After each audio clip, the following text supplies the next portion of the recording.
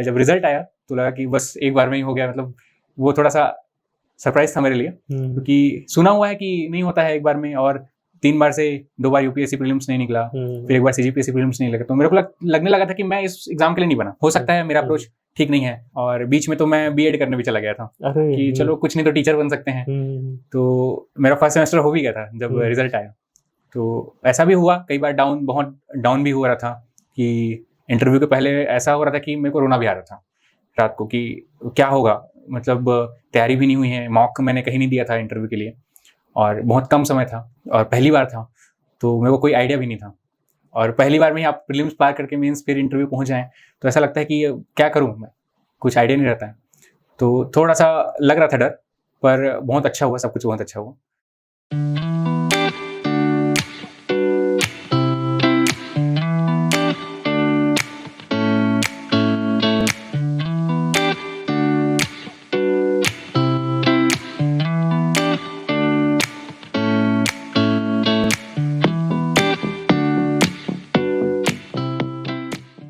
Hello everyone, welcome to yet another episode of Mentors ज्ञान।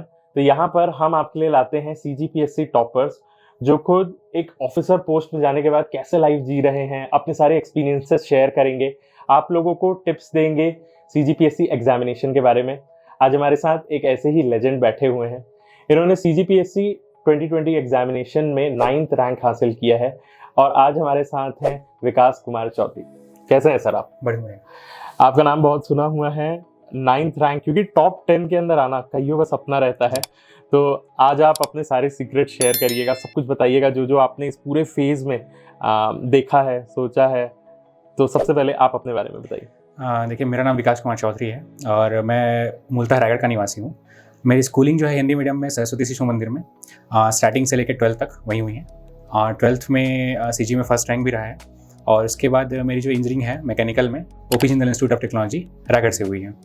Engineering के last year में ही मैं थोड़ा सा क्लियर हो गया था कि सिविल सर्विस में ही जाना है। इस पे ये क्लियर नहीं था कि यूपीएससी या सीजीपीएससी। और इंजीनियरिंग के बाद मैं दिल्ली चला गया, तो यूपीएससी की कोचिंग मैंने दृष्टि से की, तो वहाँ थोड़ा सा और क्लियर हो गया कि यूपीएससी ही करना है। और उसके बाद मैंने 2 अटेम्प्ट दिए। प्रीलिम्स क्लियर नहीं होने के बाद मैंने वहाँ से ब्रेक लेके फिर सीजीपीएससी में आया।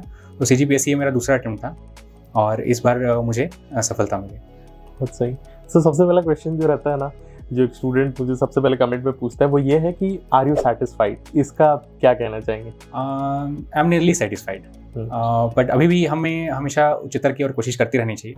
तो अभी भी मैं कोशिश कर रहा हूँ कि मैं और आगे बढ़ूँ और ये कोशिश मैं जारी रखूँगा। बिल्कुल। तो आप कब से तैयारी करना स्टार्ट किए? 2016 में मेरी ग्रेजुएशन कंप्लीट हुई। 2016 के नवंबर में मैं दिल्ली चला गया, वहीं से मैंने यूपीएससी का प्रिपरेशन स्टार्ट किया था। 2 साल मैंने दिल्ली में गुजारा। उसके बाद 2019 के अगस्त में मैं सीजीपीएससी में मैंने एंटर किया। सीजीपीएससी का प्रीलिम्स 2019 का जो था वो कुछ मार्क्स से रह गया था। उसके बाद 2020 का प्रीलिम्स मैंने दिया। तो इस लंबे ड्यूरेशन के बाद जब सक्सेस मिली थी, उस दिन को बताइए आप मुझे, मतलब वो अच्छे से एक्सप्लेन करिए पूरे इमोशंस के साथ कि क्या क्या हुआ था, किसको कॉल लगाया था। एक्चुअली ऐसा मेरे को आइडिया नहीं था, क्योंकि पहली बार था कि इंटरव्यू दिया है, रिजल्ट आने वाला है। तो 5 बजे से हम बैठे हुए थे, 2 दोस्त थे, मेरा एक दोस्त है लोकेश्वर, उसके साथ में बैठा हुआ था। इंतज़ार करते करते 8 बज गए। मैंने स्टेटस भी डाला था कि वेटिंग फॉर तूफान करके। उसके बाद ये हुआ कि 8 बजे तक रिजल्ट नहीं आया, क्योंकि इस बार रिजल्ट थोड़ा सा साथ में आने वाला था पोस्ट के साथ। तो मैं चला गया खाने। उसके बाद मैं बोला कि खाने जा रहा हूँ, शायद रिजल्ट नहीं आने वाला है, ये हमको बेवकूफ़ बना रहे हैं, रिजल्ट नहीं आएगा। उसके बाद मैं चला गया और उसके बाद जैसे ही खाना खा रहा था तब रिजल्ट आया और मेरिट लिस्ट के बजाय पोस्ट लिस्ट खुल गई। और जैसे ही पोस्ट लिस्ट मैंने देखा, विकास कुमार चौधरी डीसी, और मैं तो एकदम से खड़ा हो गया। उसके बाद 2 बार दीवार पे लात मारी मैंने। उसके बाद थोड़ा सा मैं दोस्त को बोला कि फिर से खोल, दोबारा देखते हैं, मेरा नहीं हो सकता ये। फिर मैंने रोल नंबर चेक किया।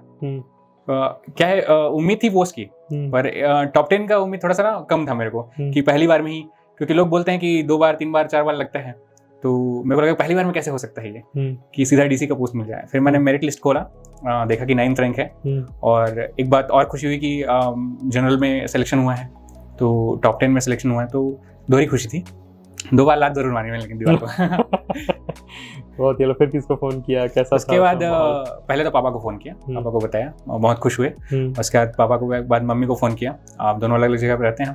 तो फिर उसके बाद पूरे फैमिली को फ़ोन करके बताया। फिर तो फ़ोन आने चालू हो गए।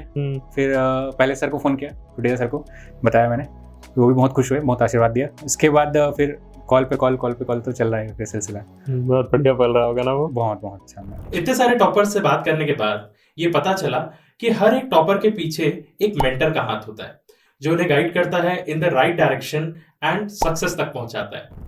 मेंटर्स ज्ञान आप लोगों के लिए लेके आया है एक ऐसा ही मेंटरशिप प्रोग्राम, जहां पर हमारे एक्सपर्ट्स आपको हेल्प करेंगे with the strategy, master plan and help करेंगे टू ओवरकम योर फेलियर। यहाँ पर आपके लिए डिजाइन किया जाएगा टाइम टेबल, जो आपको हेल्प करेगा to clear your CGPSC examination. ये सारी चीजें आपको मिलेंगी एक अफोर्डेबल प्राइस में, जहां पर आप हमारे एक्सपर्ट से डायरेक्टली बात कर पाएंगे और सॉल्व कर पाएंगे अपने सारे डाउट्स। तो जल्दी से नीचे दिए गए नंबर पर व्हाट्सएप करें और अपना सेशन बुक करें। तो फिर मतलब फाइनली आपने सोचा कैसे था कि इस एग्जाम को दिलाना है? आपका मन तो UPSC में था, फिर उसके बाद आप CGPSC के बारे में सोचने लग गए। ये कहाँ से हुआ आपका, क्यों प्लान ऐसा बना? CGPSC दिलाने का प्लान नहीं था पहले तो, UPSC में ही मेरा फोकस था। उसके बाद मैं सोचा कि एक बार ब्रेक ले लेते हैं UPSC से, क्योंकि 3 साल हो चुके थे और 2 अटेम्प्ट हो चुके थे। तो UPSC में जो दूसरा अटेम्प्ट सीरियस अटेम्प्ट था, उसमें कुछ मार्क्स से प्रीलिम्स रह गया। तो थोड़ा सा उतना पढ़ने के बाद लगा कि ब्रेक ले लेते हैं, तो मैंने ब्रेक के लिए CGPSC दिया था। तो 2019 का जो PSC था CGPSC, उसमें 2 महीने पढ़ने के बाद मैंने दिया। उसमें भी कुछ मार्क्स से प्रीलिम्स रह गया। फिर UPSC की तरफ फिर टर्न हो गया था मैं। उसके बाद जब नोटिफिकेशन आया 2020 PSC का, तो 30 डिप्टी कलेक्टर का पोस्ट था, वो बहुत अट्रैक्ट किया। मैं लगा इसमें तो एक होना ही है। तो उसके बाद से मैंने CGPSC फिर ट्राई किया, और इस बार ऐसा हुआ कि प्रीलिम्स भी निकला, उसके बाद मेंस निकला, इंटरव्यू हुआ, वो सिलसिला चलता गया और रिजल्ट आने तक मतलब ऐसा लग रहा था कि मतलब कॉन्फिडेंस धीरे धीरे बढ़ते भी जा रहा था और लगा कि हो जाए, पोस्ट तो मिल जाएगा। पर जब रिजल्ट आया तो लगा कि बस एक बार में ही हो गया। मतलब वो थोड़ा सा सरप्राइज था मेरे लिए, क्योंकि सुना हुआ है कि नहीं होता है एक बार में, और 3 बार से 2 बार UPSC प्रीलिम्स नहीं निकला, फिर एक बार CGPSC प्रीलिम्स नहीं लगा। तो मेरे को लगने लगा था कि मैं इस एग्जाम के लिए नहीं बना, हो सकता है मेरा अप्रोच ठीक नहीं है। मतलब एक सेल्फ डाउट आ रहा था। और बीच में तो मैं BEd करने भी चला गया था कि चलो कुछ नहीं तो टीचर बन सकते हैं। तो मेरा फर्स्ट सेमेस्टर हो भी गया था जब रिजल्ट आया। तो ऐसा भी हुआ, कई बार बहुत डाउन भी हो रहा था कि इंटरव्यू के पहले ऐसा हो रहा था कि मेरे को रोना भी आ रहा था रात को कि क्या होगा, मतलब तैयारी भी नहीं हुई है, मॉक मैंने कहीं नहीं दिया था इंटरव्यू के लिए, और बहुत कम समय था और पहली बार था, तो मेरे को कोई आइडिया भी नहीं था। और पहली बार में ही आप प्रीलिम्स पार करके मेंस फिर इंटरव्यू पहुंच जाएं, तो ऐसा लगता है कि क्या करूं मैं, कुछ आइडिया नहीं रहता है। तो थोड़ा सा लग रहा था डर, पर बहुत अच्छा हुआ, सब कुछ बहुत अच्छा हुआ। तो आज तो बहुत खुश हूँ मैं। तो मुझे ये बताइए कि जब आप स्टार्ट किए थे, हाँ, तो ऐसा लगा था कि आप बिल्कुल उस जगह पे पहुंच ही जाएंगे? क्यों ऐसा पूछ रहा हूँ पता है? अभी लेटेस्ट में एक वीडियो आया हुआ है विकास सर का, विकास दिव्याकृति सर का, कि CGPSC एग्जामिनेशन बहुत बड़ा है, समंदर है, सब कुछ है उसके अंदर। तो आप क्या कहना चाहेंगे, CGPSC एक्चुअल में वैसा है कि गलत इंटरप्रिटेशन चल रहा है? क्योंकि कई लोग इसी चीज़ को फैला दे रहे हैं ना। आप सही बोल रहे हैं, मैंने वो स्टेटस देखा भी था। विकास सर का कहना बहुत सही है, उन्होंने बहुत अच्छे तरीके से कहा है कि CGPSC का जो सिलेबस है उसमें इतनी सारी चीज़ें डाल दी गई हैं। और 2018 में जब सिलेबस रिवाइज हुआ, उसके बाद उसमें जो दर्शन का सिलेबस है वो इतना ज़्यादा डाल दिया गया है कि आपको कम से कम 20 सब्जेक्ट पढ़ने पड़ते हैं और 7 पेपर आपको कंपलसरी पढ़ने पड़ते हैं। इसीलिए उन्होंने कहा कि ये थोड़ा समंदर टाइप का सिलेबस है। पर उनकी बातों को गलत इंटरप्रेट किया गया है कि कोई भी एग्ज़ाम का जो लेवल है वो उसके क्वेश्चन से तय होता है, उसके सिलेबस से नहीं। आप चाहें तो CGPSC के सिलेबस से UPSC से भी टफ एग्जाम बना सकते हैं, पर UPSC का जो लेवल है वो उसके क्वेश्चन के लेवल के वजह से है, और CGPSC का जो क्वेश्चन का लेवल है वो उतना नहीं है कि वो UPSC को टक्कर दे पाए। तो इस मामले में मेरा राय ये है कि जो सिलेबस है उसको छोड़ के आप क्वेश्चन के लेवल को देखिए। सिलेबस आप कवर कर सकते हैं, मैनेज कर सकते हैं। अगर आपके क्वेश्चन ईजी आ रहे हैं तो आपको सिलेबस ईजी मैनेज हो जाएगा। तो मेरे ख्याल से गलत इंटरप्रेट कर रहे हैं लोग। CGPSC बेसिकली उतना टफ नहीं जितना UPSC है। ओके, मतलब वो इंटरप्रिटेशन वाली बात है, क्योंकि लोगों को मतलब एनालाइज नहीं करते, ऊपर से देख लेते कि सर ने कहा है तो बहुत कठिन है करके। पर जो क्वेश्चन का लेवल है वो यहाँ पर अलग ही है ना। तो आप जैसे तैयारी करने का सोचते हैं तो एक आइडियल अगर कोई एस्पिरेंट है उसको कैसे स्टार्ट करना चाहिए, क्योंकि आपका बिल्कुल डिफरेंट था, क्योंकि आप यूपीएससी की तरफ गए तो आपका इंडियन वाला पोर्शन बहुत अच्छे से कवर हो गया, फिर उसके बाद यहाँ पर आए आप जल्दी से सीजी किए कवर और फिर दिलाना चालू कर दिया।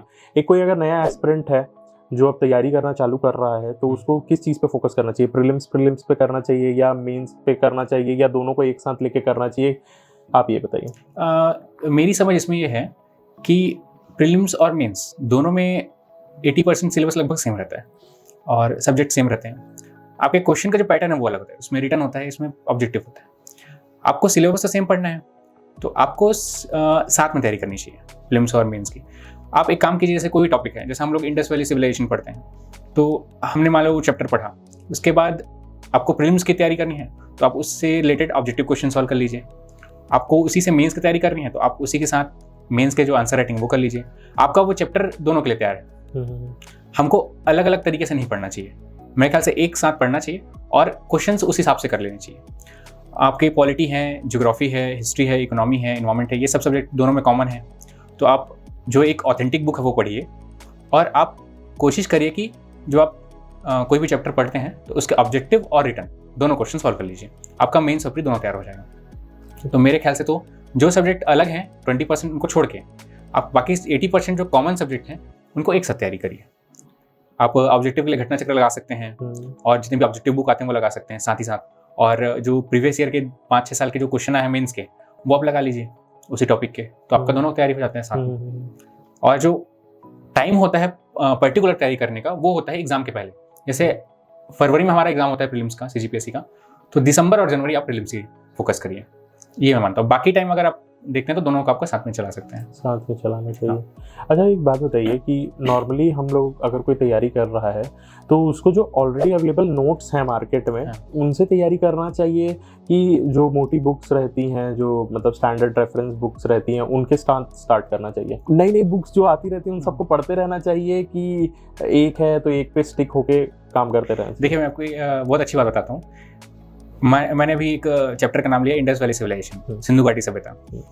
मैं अगर हिस्ट्री में अगर एनसीईआरटी पढ़ूं तो इंडस वैली वही रहेगा, अगर मैं हरिराम की बुक पढ़ूं तो भी वही रहेगा, अगर मैं किसी कोचिंग की बुक पढ़ता हूं तो भी वही रहेगा, मतलब उसके कंटेंट नहीं बदलते। तो आप कोई भी बुक, नया बुक भी आता है, आप उसको उठा के लेके आएंगे तो आप वही पढ़ेंगे जो आप पुराने बुक से पढ़ रहे हैं। तो इसका मतलब यह है कि हमको एक सब्जेक्ट के लिए 10 बुक नहीं पढ़नी है, क्योंकि सारे बुक में एक ही चीज़ दिया हुआ है। और आप जब अलग अलग बुक पढ़ते हैं तो क्योंकि उसका प्रेजेंटेशन अलग अलग होता है, आपको बाद में दिक्कत हो सकती है, क्योंकि हर बुक की कंटेंट सेम रहेगा पर क्योंकि उनका प्रेजेंटेशन अलग अलग होता है, उनके कंटेंट लिखने का तरीका अलग अलग होता है, इसलिए हमको उसमें समझने में बाधा पहुंच सकती है। और वो आपके मेंस के टाइम पे रिफ्लेक्ट हो सकता है, क्योंकि आप जो पढ़े रहते हैं, जो वर्ड्स रहते हैं ना, वो आप कनेक्ट करके मेंस में भी ऐसे ही ऑलमोस्ट लिखते होंगे। तो स्टूडेंट्स को तो ये बोलूंगा मैं कि जब सारी चीज़ों में एक ही कंटेंट दिया हुआ है तो आप एक ऑथेंटिक बुक उठाइए। जैसे हिंदी मीडियम से मैं देखूं, अगर आप बहुत मोटी मोटी किताब नहीं पढ़ सकते हैं तो आप दृष्टिया इसकी किताब पढ़ सकते हैं इंडिया पोर्शन के लिए, है ना। और अगर आपके क्योंकि पैटर्न चेंज हो चुका है तो थोड़ा सा आप लक्ष्मीकांत पे जा सकते हैं अगर आप जाना चाहें, लेकिन अब जब लक्ष्मीकांत पे चले आते हैं तो और किसी बुक को मत उठाइए, क्योंकि उस स्टैंडर्ड की बुक आप पढ़ रहे हैं तो और कोई बुक आपको उसके ऊपर का स्टैंडर्ड नहीं दे सकती। तो आपको तो लक्ष्मीकांत ही पढ़ना चाहिए, फिर बार बार पढ़ना चाहिए। और आप नहीं पढ़ पा रहे हैं तो आप उससे एक नीचे स्टेप जाके दृष्टि का बुक पढ़ सकते हैं। और कोचिंग की बुक और किसी भी ऑथेंटिक बुक में एक डिफरेंस मैं आपको बताना चाहूँगा। जैसे हम मैथ्स बनाते हैं, कोई भी एक पेज का अगर कोई सॉल्यूशन है तो हम क्या करते हैं, बीच में स्किप कर देते हैं। तो आप ऑथेंटिक बुक सोचिए कि वो पूरा सॉल्यूशन है, और कोचिंग की बुक आप समझ सकते हैं कि वो बीच का स्टेप स्किप किया हुआ है। अगर आप समझदार हैं, आपको मैथ्स बहुत अच्छे से आता है, तो स्किप किए पॉइंट्स आप पकड़ सकते हैं। लेकिन ऑथेंटिक बुक पढ़ना ज़्यादा सही है, क्योंकि उसमें पूरे पॉइंट्स दिए हुए हैं, तो आपको समझने में आसान होता है। कंसेप्ट जो है वो समझने में बहुत आसान होता है उसमें। और कोचिंग की बुक में क्योंकि उसको शॉर्ट बनाना रहता है तो वो कुछ चीज़ें स्किप करते हैं। तो जो बहुत अच्छे स्टूडेंट्स होते हैं वो पकड़ लेते हैं, और जो एवरेज स्टूडेंट्स होते हैं वो बीच के पॉइंट्स को नहीं पकड़ पाते, तो उनका कंसेप्ट जो है वो खराब हो सकता है उससे। तो इसलिए ऑथेंटिक बुक पढ़ना चाहिए मेरे ख्याल से। लेकिन आप ऑथेंटिक बुक जब पढ़ रहे हैं तो उसी पे स्टिक करिए, एक ही बुक पे, आप बार बार इधर उधर मत जाइए। पर अगर आप ऑथेंटिक बुक्स की बात कर रहे हैं, एक स्टैंडर्ड पैटर्न की बात कर रहे हैं, मुझे ये बताइए कि एक आइडियल टाइम लगता कितना है? अगर कोई पर्सन अभी तैयारी करना चालू करता है तो उसको कितना टाइम लगेगा कि वो आइडियली सारी चीज़ों को कवर कर लेगा? देखिए अगर आप एनसीईआरटी साथ में पढ़ते हैं और कोई भी एक ऑथेंटिक बुक एक सब्जेक्ट के लिए पढ़ना स्टार्ट करते हैं, जैसे लक्ष्मीकांत वगैरह है, तो आपको कम से कम 7-8 महीने या 1 साल तो लगने ही है, क्योंकि आपको उसको एक बार रीडिंग नहीं करनी है, आपको उसको बार बार रीडिंग करनी है। और कई बच्चे ये समझते हैं कि एक बार रीडिंग करने के बाद हमारा कंसेप्ट क्लियर हो गया, तो ऐसा नहीं, क्योंकि आप उस बुक को जितने बार पढ़ेंगे एनसीईआरटी को, उतना नया कंसेप्ट निकलते जाता है, नई चीज़ें समझ में आती हैं। अभी भी मैं जब भी पढ़ता हूँ एनसीईआरटी, मुझे कुछ नया समझ में आता है और मेरे को तब पता चलता है कि मैंने ये चीज़ छोड़ दी थी वहाँ पे। तो आप 100% तो कभी नहीं समझ सकते उन बुक को, पर आप जितनी बार रीडिंग करेंगे उतना बेटर आपका होता जाएगा। और जब आपको पढ़ना ही है तो आप क्वालिटी पढ़िए, क्योंकि आपके क्वेश्चन अब क्वालिटी वाइज आने चालू हो चुके हैं। अब मतलब फैक्चुअल चीज़ों से लेके वो निकल के कंसेप्चुअल पे जा रहे हैं, तो मेरे ख्याल से आपको क्वालिटी पढ़नी चाहिए। तो इसलिए ऑथेंटिक बुक पढ़ना अब रिलेवेंट हो गया है। हो गया है। अगर जैसे अभी 6 मंथ्स बचे हुए हैं, 6 मंथ्स के लिए आप क्या कहेंगे, क्या क्या पढ़ लेना चाहिए? अगर कोई एकदम न्यूबी है, उसको सिर्फ प्रीलिम्स क्लियर करना है, तो क्या वो कर सकता है, और कर सकता है तो कैसे करेगा? और जो लोग पुराने हैं, जो लोग पहले से अटेम्प्ट दे रहे हैं, उनको कैसे करना चाहिए? पुराने लोगों को तो यही बोलूँगा कि मैं कि पढ़ने का जो अप्रोच है वो चेंज करें। कई बार क्या होता है, मैंने ये देखा है कि लक्ष्मीकांत की बुक कोई पढ़ रहा है 6 साल से, पर वो पॉलिटी क्वेश्चंस अगर 10 क्वेश्चन आ रहे हैं उसमें 5 भी सॉल्व नहीं कर पा रहे। इसका मतलब ये है कि आपने जो बुक पढ़ने का तरीका है आपको बुक का, वो सही नहीं है। आप एक बार पढ़िए, 2 बार पढ़िए बुक को, उसके बाद आप क्वेश्चन करिए, उसके बाद आप बुक पढ़िए। जैसे मैं अगर लक्ष्मीकांत की बुक को पढ़ रहा हूँ, अगर मेंस के लिए पढ़ रहा हूँ तो मैं अलग तरीके से पढ़ूंगा। अगर वही बुक मैं प्री के लिए पढ़ रहा हूँ, सीजीपीएससी प्री के लिए, तो मैं अलग तरीके से पढ़ूंगा। वही बुक अगर यूपीएससी प्री के लिए पढ़ रहा हूँ तो अलग तरीके से पढ़ूंगा। आपको वो मटेरियल यूज़ करने आना चाहिए, वो भी मतलब इफ़िशिएंटली, तब आप उसको अच्छे से उसे कॉस्ट बेनिफिट ले सकते हैं। नहीं तो आप पढ़ते रहिए, आपका कॉस्ट बेनिफिट ठीक नहीं होगा। तो इसीलिए बुक को पढ़ने का एक अप्रोच होता है, वो अप्रोच आपको पकड़नी है। हम लोग क्या करते हैं, शुरू से स्टार्ट करते हैं, स्टार्टिंग चैप्टर से फिर लास्ट चैप्टर तक जाते हैं। हम ये भी नहीं देखते कि उसमें से 10 चैप्टर ऐसे हैं जो कभी आते ही नहीं है, तो वो 10 चैप्टर स्किप कर देते हैं, आपका बुक ऐसे ही पतला हो जाता है। हम सोचते हैं कि मोटी बुक है लक्ष्मीकांत की बुक, आप सीजीपीएससी के सिलेबस में जाएंगे, आप प्री के पैटर्न पे जाएंगे, उसमें से कुछ 20-25 चैप्टर ही आते हैं, जबकि उसमें 80 चैप्टर दिए हुए हैं। अच्छा, तो 20-25 चैप्टर आप अच्छे से कर लेते हैं। आपको 20-25 चैप्टर ही करने हैं जब, तो आप वहीं से कर लीजिए, ऑथेंटिक बुक से। आप किसी कोचिंग के मटेरियल से करने के बजाय, तो आपके लिए वो फायदेमंद होगा। और कई बच्चे क्या करते हैं कि लक्ष्मीकांत की बुक पढ़ने बोले हैं तो वो स्टार्ट करते हैं चैप्टर 1 से और लास्ट चैप्टर तक जाते हैं। तो ऐसा नहीं करना चाहिए। आपको डिमांड, आपके टॉपिक के डिमांड के हिसाब से आपको बुक को यूज़ करना चाहिए। और अगर कोई न्यू स्टूडेंट है जो अभी कर रहा है, उसको क्या क्या चीज़ें? न्यू स्टूडेंट के लिए तो मैं बोलूँगा कि आप पूरा पढ़िए, ऑथेंटिक बुक पढ़िए, एनसीईआरटी पढ़िए, और 1 साल रीडिंग पे ध्यान दीजिए, केवल रीडिंग करिए। जैसे आप कोचिंग भी अगर ले रहे हैं तो कोचिंग में भी 1 साल लगता ही है, तो आप कोचिंग के टाइम में ये मत सोचिए कि मेरे को एग्जाम देना है। मेरे को लगता है ऐसा कि जब तक आपकी रीडिंग हैबिट, राइटिंग हैबिट नहीं बनती है, जब तक आपकी वोकैबुलरी और ऑब्जेक्टिव जो है वो सही नहीं होता है, तब तक आपको एग्जाम नहीं देना चाहिए। जैसे कोई कॉलेज स्टूडेंट्स हैं या जिनका एज अभी नहीं हुआ है, 20-21 तक के हैं, तो उनको तो 1-2 साल रीडिंग करनी चाहिए। आपके ऑथेंटिक बुक रीडिंग जिसमें एनसीईआरटी है, आपके टेक्स्ट बुक हैं जैसे लक्ष्मीकांत है, महेश बर्णवाल है, और स्पेक्ट्रम है हिस्ट्री के लिए, ये सब चीज़ें, और साथ में डेली न्यूज़पेपर रीडिंग। अच्छा, न्यूज़पेपर रीडिंग पे बच्चे ये समझते हैं कि कोई मेरे से पूछ रहा था कि सर न्यूज़पेपर को आधे घंटे में कैसे रीड करें। मैंने बोला कि कितने दिन से न्यूज़पेपर पढ़ रहे हो? तो बोलते हैं कि अभी कुछ दिन हुए हैं। मैं बोला मैं 4 साल से पढ़ रहा था, तब जाके मेरा आधा घंटा हुआ है। तो आप कैसे सोच सकते हैं कि आप 5 दिन पढ़ के आधे घंटे में ले आएंगे? जब तक आप पकड़ेंगे नहीं कि कौन सी न्यूज़ आपको पढ़नी है, कौन सी छोड़नी है, ये आपको पता नहीं चलेगा, और किस एग्जाम के लिए पढ़ रहे हैं न्यूज़पेपर ये पता नहीं चलेगा, तब तक आप उसको नहीं ला सकते आधे घंटे में। तो बच्चे को ये लगता है ना कि एक बार की रीडिंग में आ जाएगा, तो ऐसा नहीं होता है। आप बार बार रीडिंग करेंगे। लक्ष्मीकांत को आप जितने भी एस्पिरेंट्स से जो टॉपर्स हैं वो पूछेंगे, जो सक्सेसफुल हैं, उनसे आप पूछिए तो वो 7-8 बार, 9 बार, 10 बार पढ़ चुके हैं। कई लोग 20-20 बार पढ़ चुके हैं। तो वो रीडिंग का पेशेंस आपके में होना चाहिए, आपको बार बार पढ़ना पड़ेगा वो चीज़। और पर्टिकुलर्स में पढ़ते हैं, जैसे आपने कोई क्वेश्चन किया, आपसे नहीं बना, मान लीजिए वो फंडामेंटल राइट्स का क्वेश्चन है, आपसे नहीं बन रहा है, तो आप जाके वहाँ पर्टिकुलर में देखिए कि क्यों नहीं बन रहा है आपका। तो बुक को उस अप्रोच से पढ़ेंगे तो ज़्यादा बेटर है मेरे ख्याल से। ओके, तो आप अगर कहेंगे सीजी पोर्शन अगर किसी को कवर करना, आइडियली कितना टाइम लग सकता है? क्योंकि आप पहले यूपीएससी का करके पूरा तैयार थे, आपको कितना टाइम लगेगा और नॉर्मली कितना टाइम लग जाता है? 2 महीने। 2 महीने में हो 2 सकता महीने है में हो जाता है, कंप्लीट। 2 महीने में हो जाता है। कैसे डिस्ट्रीब्यूट करेंगे, इतने सारे सब्जेक्ट्स हैं, अगर आप 2 महीने भी ले रहे हैं, 5-5 दिन भी देंगे तो 5 6 जा 30 है ना, 6 सब्जेक्ट इधर निपटा है, 5-5 दिन में आप कर सकते हैं पूरे। सीजी पोर्शन को मैं एक सब्जेक्ट मानता था, मतलब अच्छा। सीजी जो है वो एक सब्जेक्ट है। जैसे मेरा हिस्ट्री एक सब्जेक्ट है, पॉलिटी एक सब्जेक्ट है, वैसे ही मैं सीजी को एक सब्जेक्ट मानता हूँ, तो सिर्फ एक सब्जेक्ट एक सब्जेक्ट मानता हूँ। तो इतना कैसे कंसाइज कर दिया आपने कि पूरा सीजी को आप एक जगह पे ले, आप क्योंकि कौन से सोर्सेज का इस्तेमाल करते थे? सीजी का क्या है ना, आपका कंटेंट लिमिटेड है। सीजी का कंटेंट लिमिटेड है और सीजी का कंटेंट आप देखेंगे कि मैक्सिमम कंटेंट जो है बनाया हुआ है, ठीक है, ओरिजिनल कंटेंट नहीं है, वो कंटेंट आते जा रहे हैं, बनते जा रहे हैं, जुड़ते जा रहे हैं। आपके सीजी का कंटेंट जब हम लोग पीएससी दे रहे थे थोड़ा सा कम था, अब थोड़ा सा और बढ़ गया है, ये बढ़ते जाएगा, नई नई चीज़ें आती जाएंगी, जुड़ती जाएंगी, तो सीजी का जो कंटेंट है वो बन रहा है धीरे धीरे। तो सीजी को एक सब्जेक्ट माने, हालांकि उसमें पोर्शन है, चैप्टर्स हैं, बाकी जैसे जनजाति है, उसका हिस्ट्री है, उसको एक एक चैप्टर मान सकते हैं आप।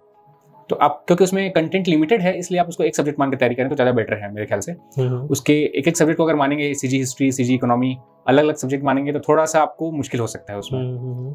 तो जल्दी कैसे कवर किया जा सकता है इनको आपके हिसाब से, अगर किसी को 2 महीने में छत्तीसगढ़ कवर करना है, क्योंकि वेरियस एग्जामिनेशन है जिसमें सीजी आते रहते हैं, स्टेट इंजीनियरिंग सर्विसेज हो गया या व्यापम के बहुत सारे हो गए, तो आपके हिसाब से 2 महीने के अंदर कैसे कवर करना चाहिए? देखिए अभी थोड़ा सा मुश्किल है क्योंकि सीजीपीएससी एग्जाम का पैटर्न चेंज हुआ है।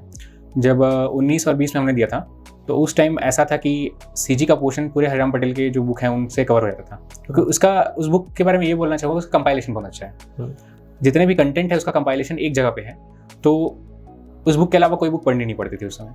अभी क्योंकि पैटर्न थोड़ा चेंज हुआ है, तो जैसे पीयूष और नीतीश ने भी बताया है कि गीतेश कुमार अमृत जी का जो बुक है उनका बुक थोड़ा सा पढ़ना पड़ेगा आपको।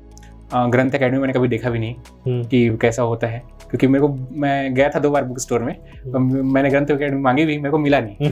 बोले कि अब तो ग्रंथ अकेडमी आती नहीं, तो मेरे को भी डर था कि ग्रंथ अकेडमी लोग बोलते हैं, पढ़ते हैं, मेरे को मिल नहीं रहा बुक, मैं इसी टेंशन में था कि बुक नहीं मिल रहा है मेरे को, पढ़ूं कैसे।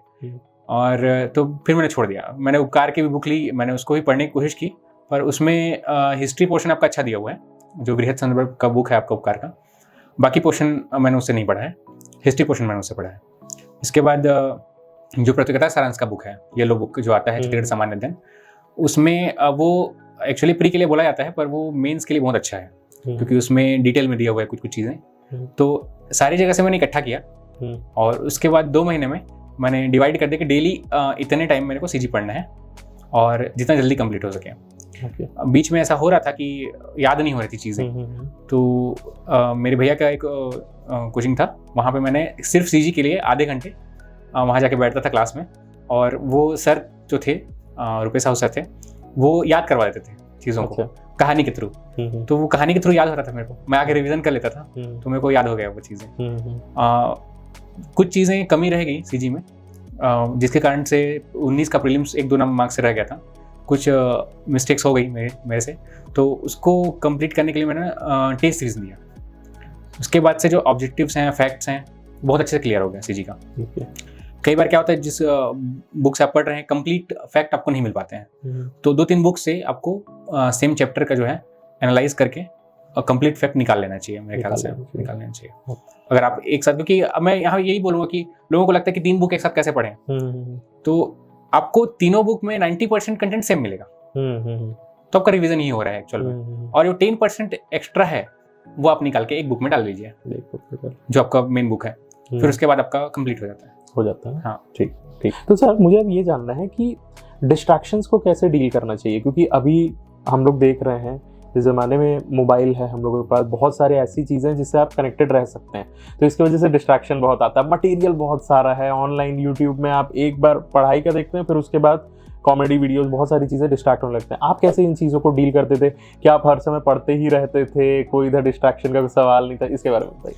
नहीं, ऐसा नहीं है, डिस्ट्रैक्शन सबकी लाइफ में आता है, मेरी लाइफ में भी था कि मोबाइल है, दोस्त हैं, कहीं घूमने जाने का प्लान बन रहा है, कहीं पार्टी हो रही है, तो ये सारे डिस्ट्रैक्शंस आते रहते हैं। साथ ही अगर आपने अभी बताया कि मटेरियल का डिस्ट्रैक्शन भी है, नए नए मटेरियल आ रहे हैं, तो पहले मटेरियल से हट के पहले लाइफ में दूसरी चीज़ डिस्ट्रैक्शंस हैं उसकी बात करते हैं। तो जैसे फेसबुक है, व्हाट्सएप है, इंस्टाग्राम है, अभी बहुत सारे चल रहे हैं। आप देखेंगे कि अब लाइफ में इतनी सारी चीज़ें हैं कि हर चीज़ में इन्वॉल्व हो सकते हैं आप अगर चाहें तो हर चीज़ में इन्वॉल्व हो सकते हैं, पर सारी चीज़ एनर्जी का खेल है।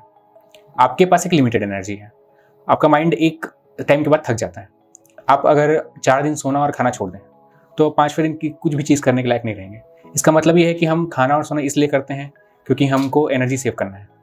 अब उसके बाद हम उस एनर्जी को कहाँ लगाते हैं? अब देखिए, एनर्जी को कहाँ लगा रहे हैं, कितने वैल्यूएबल चीज़ों में लगा रहे हैं, ये डिपेंड करता है। अगर आप मोबाइल में लगा रहे हैं तो आप किस चीज़ में लगा रहे हैं, उससे क्या फ़ायदा हो रहा है आपको, ये आप थोड़ा सोचिए, है ना। तो आप अपना इन्वॉल्वमेंट कम करिए चीज़ों से, जिन चीज़ों में आपको फ्यूचर में कोई फ़ायदा नहीं है। जैसे आप फेसबुक चला रहे हैं, आपको एकदम क्लियर होना चाहिए कि मेरे को इस टाइम तक चलाना है, इसलिए चला रहा हूँ मैं। आप इंस्टाग्राम चला रहे हैं, किस चीज़ के लिए चला रहे हैं, कितना टाइम तक चलाना है। आप बैठ के देखने के लिए तो वैसे भी दिन भर भी बैठ के देख सकते हैं, पर आपका इन्वॉल्वमेंट जितना कम होगा आपकी एनर्जी उतनी सेव होगी। तो जितना एनर्जी सेव करेंगे उतना एनर्जी आप अपने स्टडी में लगा सकते हैं। तो डिस्ट्रैक्शन कम करने के लिए मैं तो ये किया था कि मैं तो सोशल मीडिया से ज़्यादा जुड़ा नहीं था, और जहाँ बात होती थी कि कहीं जाना है, कहीं बाहर जाना है, तो ना बोलने की आपकी आदत होनी चाहिए। आप सोचिए कि उस टाइम का आप बेटर कैसे यूटिलाइज कर सकते हैं। इसका मतलब ये भी नहीं है कि आपको एकदम कमरे में बंद हो जाना है, लोगों से मिलना ही नहीं है। मैं 1 घंटे पढ़ने के बाद मैं दोस्तों के पास जाता था। मैं अपने कमरे में पढ़ लिया 1 घंटे, उसके बाद दोस्तों के पास जाके कुछ कॉमेडी हो गया, कुछ गाना हो गया। मेरे को सिंगिंग का भी बहुत शौक है, तो मैं एक गाना गा के आ जाता था उनके बीच में, या शायरी करके आ गए, थोड़ा सा कॉमेडी करके आ गए, तो माइंड फ्रेश रहता था। फिर 1 घंटा पढ़े, बीच में फिर चले गए।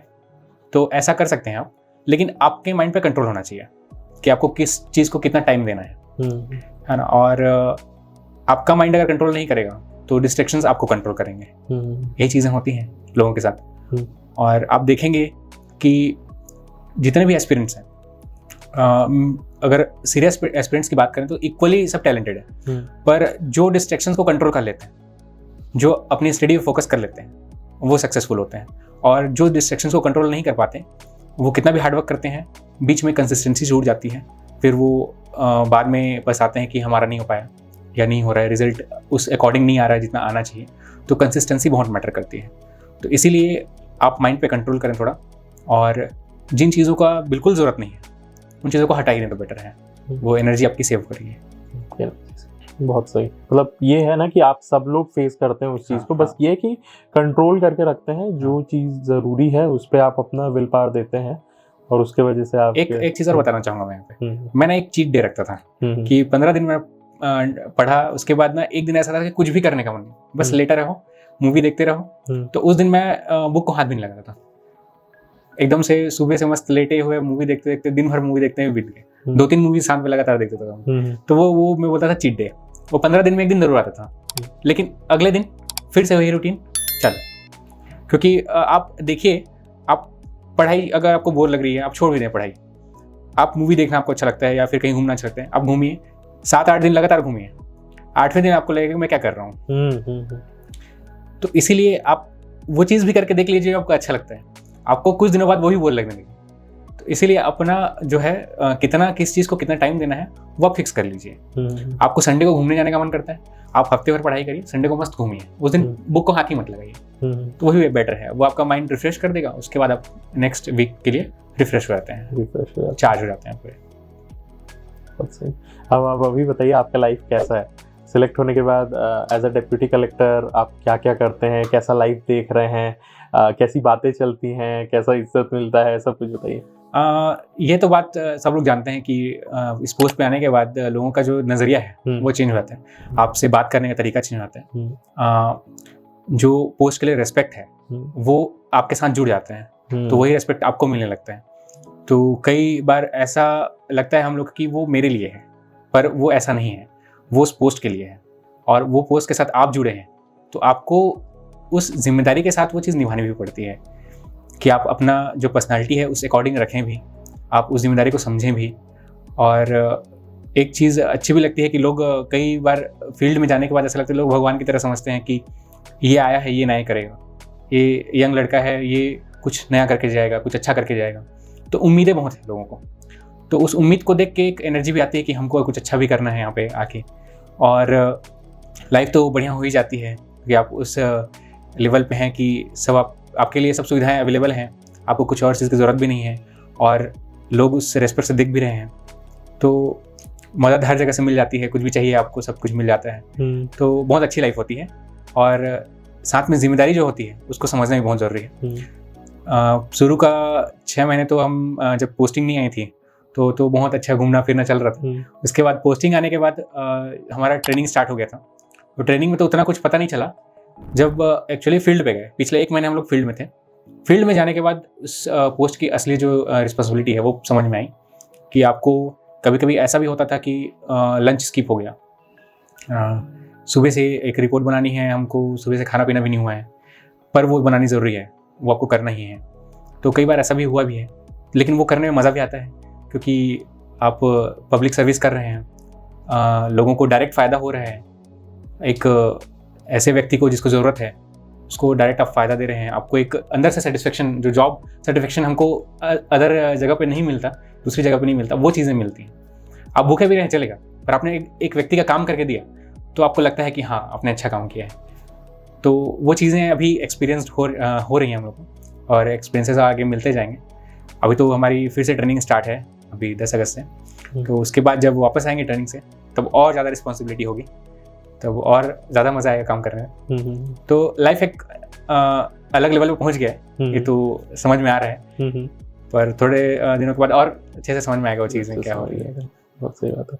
चलिए आप थोड़ा सा बताइए कि ना तैयारी कैसे करना है, क्योंकि बहुत सारे एस्पिरेंट्स हैं जो ना बिल्कुल तैयारी के मोड में है, बस यही जानना चाहते हैं कि विकास सर बता दो, मैं आपको फॉलो करूंगा, आप मेरे मेंटर बनेंगे। तो प्रीलिम्स के लिए कैसे तैयारी करनी चाहिए? प्रीलिम्स के लिए मैं ये बोलूँगा कि कोई भी, जो मैंने बोला कि ऑथेंटिक बुक आप चुन लीजिए हर सब्जेक्ट के लिए। उसके बाद आप कोशिश करें कि आप ऑब्जेक्टिव ही सॉल्व करें डेली। मैं बोलूँ कि आप सुबह 100 उठ के 100 क्वेश्चन सॉल्व कर लीजिए। मेरा ये फॉर्मूला है। आप सो के उठिए, आपका माइंड एकदम रिफ्रेश रहता है, आप 100 क्वेश्चन डेली सॉल्व करिए। आप ऑब्जेक्टिव बुक ले लीजिए और सिर्फ प्रीलिम्स के 2 महीने पहले नहीं, साल भर आप सॉल्व करते रहिए। आपका एक हैबिट बन जाएगा ऑब्जेक्टिव सॉल्व करने का। कई बार लोगों को लगता है कि पूरा पढ़ लूँ, अच्छे से याद हो जाए, फिर मैं सॉल्व करूंगा। ऐसा नहीं है, क्योंकि कई बार एग्जाम में ऐसे क्वेश्चंस आते हैं जहां आपको एलिमिनेशन मेथड से सॉल्व करना पड़ेगा। आपको कुछ आता है, कुछ नहीं आता है, तो आपको 50-50 में सॉल्व करना पड़ेगा। तो आपको एक सॉल्व करने का हैबिट होना चाहिए। आपको नहीं आता है फिर भी आपको सॉल्व करने का हैबिट होना चाहिए। इसके लिए पढ़ते रहिए बुक को, एक ऑथेंटिक बुक को, और बार बार ऑब्जेक्टिव सॉल्व करते रहिए। तो इससे आपका पढ़ने का तरीका भी बेहतर हो सकता है। तो प्रीलिम्स के लिए जितना ऑब्जेक्टिव सॉल्व कर सकें, जितना आप 1000, 10,000, 15,000 जितना भी क्वेश्चन सॉल्व कर सकें, वो आपके ऊपर है। वो आपको प्रीलिम्स में बहुत हेल्प करता है। आप कट ऑफ से बहुत ऊपर रहेंगे। और जैसे ये इंडियन जीएस के लिए तो आपके पास है घटना चक्र से आप कर सकते हैं। ये एक अच्छी बुक आपने बताई है। अगर सीजीजीएस के लिए देखें तो कौन से ऑब्जेक्टिव बुक्स को लगाना चाहिए? यहाँ लोकल में बहुत सारे कोचिंग्स की ऑब्जेक्टिव बुक आती हैं, सारे कर सकते हैं। मैंने सारे किए थे। अच्छा। हाँ, प्रीलिम्स के पहले ऐसा था कि नया कोई ऑब्जेक्टिव बुक आया था 3 दिन पहले प्रीलिम्स के, मैंने 3 दिन पहले लिया, 3 दिन में खत्म कर दिया ऑब्जेक्टिव बुक को। 3 दिन लगातार मैंने ऑब्जेक्टिव किया था। तो आपको करने का बस ललक होना चाहिए, उसके बाद आप कर सकते हैं। आपको सॉल्व करना है। और जो चीजें आपसे गलत हो जाती हैं, फिर ऐसा भी तो होता होगा ना कि ऑब्जेक्टिव में आपसे भी गलती होंगी, तो उसको क्या करते थे आप? जैसे जो चीज़ें गलत हुई, मान लीजिए कोई जनजाति का कोई क्वेश्चन गलत हुआ, तो मैं वो एनालाइज करता था कि ये गलत क्यों हुआ। या तो मेरे को याद नहीं है, या तो मैं ऑप्शंस के बीच में कंफ्यूज हुआ हूँ, क्लियरली याद नहीं है, या तो ये नया क्वेश्चन है जो मैंने कभी पढ़ा नहीं है। तो आपको पहले वो एग्जैक्ट एनालाइज करना पड़ेगा। अगर नया क्वेश्चन है तो आपके लिए वो सोर्स है, वो क्वेश्चन ही आपका सोर्स है कि आपको नया फैक्ट जानने को मिल गया। अगर आपको पता था पहले से और फिर गलती हुई, वो सिली मिस्टेक है। वो सिली मिस्टेक क्यों हुई? या तो आपने क्वेश्चन को ढंग से पढ़ा नहीं, या आप बहुत जल्दी में थे।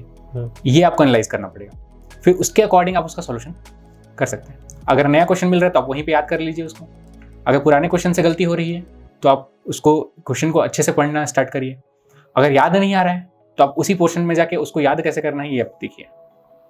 मतलब हर क्वेश्चन अगर गलत हो रहा है तो हर क्वेश्चन के पीछे अलग अलग एनालिसिस रहता है और अलग अलग सॉल्यूशन रहता है। और वो सब आपको एब्जॉर्ब करते जाना है ताकि फाइनल जब आप वहां पर पहुंचे तो एरर का परसेंटेज कम हो जाए। आपको यही करना है। ये तो बात सही है कि प्रीलिम्स का जो पैटर्न है वो चेंज होते रहता है। आप पहले से डिसाइड करके नहीं जा सकते कि आप इतने, मैंने डिसाइड करके गया था दूसरी बार कि मैं 100 क्वेश्चन मार के आऊंगा, पर ऐसा नहीं होता है। जब मैं क्वेश्चन देखा इंडिया पोर्शन का तो उसमें मुश्किल से 20 क्वेश्चन पहले राउंड में बन रहे थे, तो वो देख के पता चला कि डिफिकल्ट आया हुआ है। और सीजी का पोर्शन बहुत अच्छा था, ईजी था, तो उसके हिसाब से फिर आपको कितने अटेम्प्ट करने हैं वो आपको गेस करने हैं वहीं पे ऑन द स्पॉट। तो थोड़ा सा लक फैक्टर प्रीलिम्स में काम करता है, पर आपको अगर लक फैक्टर को मिनिमाइज करना है तो आपको ऑब्जेक्टिव प्रैक्टिस करने का हैबिट डालना पड़ेगा। आपको हिम्मत होनी चाहिए कि गट फीलिंग होनी चाहिए कि मैं सॉल्व कर सकता हूँ, वो आएगा आपके प्रैक्टिस से। नहीं तो आप डिफ़िकल्ट अगर पेपर आया तो आप 50 से ऊपर नहीं जा सकते अटेम्प्ट करने में। तो आपको अगर 50 से ऊपर जाना है, 80 तक जाना है, तो आपको एक प्रैक्टिस करने का हैबिट होना चाहिए, गट फीलिंग होनी चाहिए। मतलब ओवरऑल आप ये कहना चाहते हैं कि एक प्रैक्टिकल अप्रोच रहना चाहिए, पढ़ो, खुद प्रैक्टिकली अप्लाई करो जो चीज़ को सीखे हो, फिर उससे इम्प्रूव करो, फिर नेक्स्ट में मूव करो। और एक पर्टिकुलर टाइम रखो, जैसे 1 महीने या 15 दिन, जिसपे आप अपने आप को एनालाइज करके इम्प्रूव कर लो। 15 दिन में एनालिसिस आपका होना ही चाहिए, ताकि आपको पता चले कि आप किस स्टेज पे हो। क्योंकि आपको इम्प्रूवमेंट जल्दी जल्दी करना है, कि यहाँ पे आपके पास टाइम नहीं है कि आप 1 साल में इम्प्रूव कर रहे हैं, ऐसा टाइम नहीं। क्योंकि अगर 1 साल में इम्प्रूव करेंगे तो आपको 5 साल लगेंगे एग्जाम निकालने में। तो आपको 15 दिन, 20 दिन, महीने भर में इम्प्रूव कर लेना है। उसके लिए अपने लेवल को हमेशा 1-1 महीने में चेक करते रहना है कि आप किस लेवल पे पहुंच रहे हो। आप पहले आपके 50 क्वेश्चन सही हो रहे थे, इस बार आपके 70 क्वेश्चन सही हो रहे हैं, तो आपको पता चलेगा कि आपका लेवल बढ़ गया। अच्छा, आप जो टारगेट बनाते थे कि इतने दिन में कंप्लीट करना है, वो हो जाता था? नहीं, बिल्कुल नहीं होता है, होता ही नहीं है। ये बहुत इंपॉर्टेंट सवाल ये होता ही नहीं है। मेरे को क्या लगता था कि हिस्ट्री मैंने एक बार पढ़ा, मैं लगता है जनरल रीडिंग कर लेते हैं, अगली बार अच्छे से पढ़ेंगे। वो अगली बार कभी हो ही नहीं पाता, वो जनरल रीडिंग में ही एग्जाम निकालना पड़ता है। अरे क्योंकि प्रीलिम 2020 के प्रीलिम्स में मैंने इकोनॉमी और ज्योग्राफी का पोर्शन पढ़ ही नहीं पाया था, मैंने बिना पढ़े दिया है। हालांकि उससे क्वेश्चन के जो वेटेज है वो कम रहता है इकोनॉमी और ज्योग्राफी का, लेकिन फिर भी आप 2 सब्जेक्ट छोड़ के जाएं तो आपको ऐसे ही कॉन्फिडेंस कम लगता है। पर सब अप्रोच का खेल है, आप जैसे ही जितना प्रैक्टिकल रहेंगे उतना बेटर है। तो आप कैसे करते थे? जैसे आप बुक ले लिए, पढ़ना चालू किए, तो साथ साथ में नोट्स बनाते थे कि बस एक बार रीड कर लेते तो उसी में हाईलाइट कर लेते थे? प्रीलिम्स के लिए कभी नोट्स नहीं बनाए मैंने। प्रीलिम्स के लिए कभी नोट्स नहीं बनाए, क्योंकि प्रीलिम्स में ऐसा है कि आपका बुक है, मान लीजिए लक्ष्मीकांत की किसी भी लाइन से क्वेश्चन उठ सकता है। जब आप नोट्स बनाएंगे तो आपका जो नोट्स होगा वो लक्ष्मीकांत की बुक से बहुत शॉर्ट होगा। तो आप नोट्स को, मान लीजिए लक्ष्मीकांत की बुक को आपने साल भर से नहीं पढ़ा है और नोट्स ही पढ़ते जा रहे हैं, तो वो चीजें जो लक्ष्मीकांत की बुक में दी वो आपको याद नहीं है। अगर वहां से क्वेश्चन आया तो आपसे मुश्किल की बनेगा। तो क्योंकि फैक्ट, तो आप बस एक अंडरस्टैंडिंग डेवलप कर लेते थे कि और कुछ आएगा तो, और वो काम करता था। बिल्कुल। आप ये कर सकते हैं, जैसे प्रीलिम्स क्या होता है ना कि बहुत वास्ट है सिलेबस, और कहाँ से किस लाइन से क्वेश्चन आएगा ये आपको नहीं पता। तो आप नोट्स को अगर शॉर्ट नोट्स बना भी लेते हैं तो आपको उतना फायदा नहीं देता है वो। और मैंने तो कभी नहीं बनाया प्रीलिम्स के लिए नोट्स, मैं बुक ही पढ़ता था जितने बार रीडिंग कर सकूं। हालांकि आप ये काम कर सकते हैं, आप चैप्टर को रेटिंग दे सकते हैं कि ये बहुत इंपॉर्टेंट है, 5 स्टार रेटिंग इसको दे दीजिए। मैं ऐसा करता था कि ये 4 स्टार है, ये 3 स्टार, ये 1 स्टार है, इसको एक कभी नहीं पूछता है ये चैप्टर, तो उसको एक बार ही पढ़ना है। जो 5 स्टार है उसको बार बार पढ़ना है। तो इससे क्या होता है, आपका कन्फ्यूजन मैनेजमेंट जो है ना वो अच्छा रहता है, कन्फ्यूजन दूर हो जाता है। वो बहुत अच्छे से हो जाता है। फिर फाइनली जब आप प्रीलिम्स दिला दिए, मेंस में एंटर करते हैं, तो किस तरीके से आपका अप्रोच रहना चाहिए, कितना राइटिंग प्रैक्टिस करना चाहिए? कल मेरे एक दोस्त है, वो मेरे को बोलता है, मैं मॉक दिलाना चालू किया हूँ और भाई 3 घंटे लिखना था, आप बीच में एग्जॉस्ट हो जाते हो, ऐसा लगता नहीं यार अब कितना लिखेगा आदमी, बन भी नहीं रहा है या नहीं पता है, और आप थक जाते हो। तो उसके ये आप फेस करते थे, कैसे ओवरकम करते थे, इसके बारे में बताइए। अभी जस्ट 1 अगस्त से लेके 5 अगस्त तक हम लोग का डिपार्टमेंटल एग्जाम हुआ। 9 पेपर लगातार लिखे हैं हमने, मेंस से भी ज़्यादा। मेंस में 7 पेपर रहता है, इसमें 9 पेपर था, और दिन में 2 पेपर, तो सुबह 10 से 1, फिर 2 से 5, लगातार 9 पेपर लिखा है। तो ऐसा लगा था कि हम लोग भी एग्जॉस्ट हो रहे थे उस टाइम, और मतलब लास्ट पेपर में ऐसा हो गया था कि मेन से भी ज़्यादा हो जा रहे हैं, तो 9 पेपर हो जा रहे हैं। लेकिन ऐसा होता है कि आप ना, मतलब उस टाइम जब बैठते हैं एग्जाम में, आपका ये ध्यान इतना रहता है कि नहीं, मेरे को लिखना ही है। अगर नहीं लिखा तो सिलेक्शन वहीं पे ओवर है। तो आप एक भी पेपर में अगर 2 क्वेश्चन भी छोड़ दिए तो आपका रैंकिंग या सिलेक्शन ओवर हो जाता है। नहीं, ये तो मेन एग्जाम की बात हो गई है। जब हम लोग खुद से प्रैक्टिस करते हैं तब तो ये बहुत ज्यादा हावी रहता है ना यार, कितना लिखना पड़ेगा, कितना करना करके। उस एक एग्जांपल आपको और देता हूँ। जैसे ए से है, मेरे को पूछते हैं सर ए से कितना लिखना चाहिए हफ्ते में। अगर 2 लोग का एग्जांपल लेते हैं, एक व्यक्ति मान लीजिए पर डे एक ऐसे लिख लेता है, एक ऐसे एक दिन में लिख लेता है, तो साल भर में 365 ऐसे लिख लिया, और एक हफ्ते में एक ऐसे लिखता है, तो वो कितना ऐसे लिखा, 52 ऐसे लिख लिया साल भर में। किसका मतलब आप बोल सकते हैं कि आंसर राइटिंग बेटर होगा, बताइए? जो पर डे डेली वाले का मतलब कोई लिमिट है नहीं। अब मैं बोलूँगा कि एक व्यक्ति 2 दिन में 2 बार लिख लेता है, तो फिर उसका तो प्रैक्टिस और ज़्यादा हो गया। तो कोई लिमिट नहीं है कि ऐसा बोलते हैं कि हफ्ते में 1 बार लिखना चाहिए या महीने में 1 बार लिखना चाहिए, ऐसा कोई लिमिट नहीं है। आपकी कैपेसिटी क्या है आप देख लीजिए, और हमेशा अपनी कैपेसिटी को बढ़ाने की कोशिश कीजिए। आप अगर हफ्ते में 1 बार लिख रहे हैं, उसको हफ्ते में 2 बार कीजिए, फिर 2 बार करते हैं तो उसको 4 बार कीजिए, फिर दिन में 1 बार कीजिए।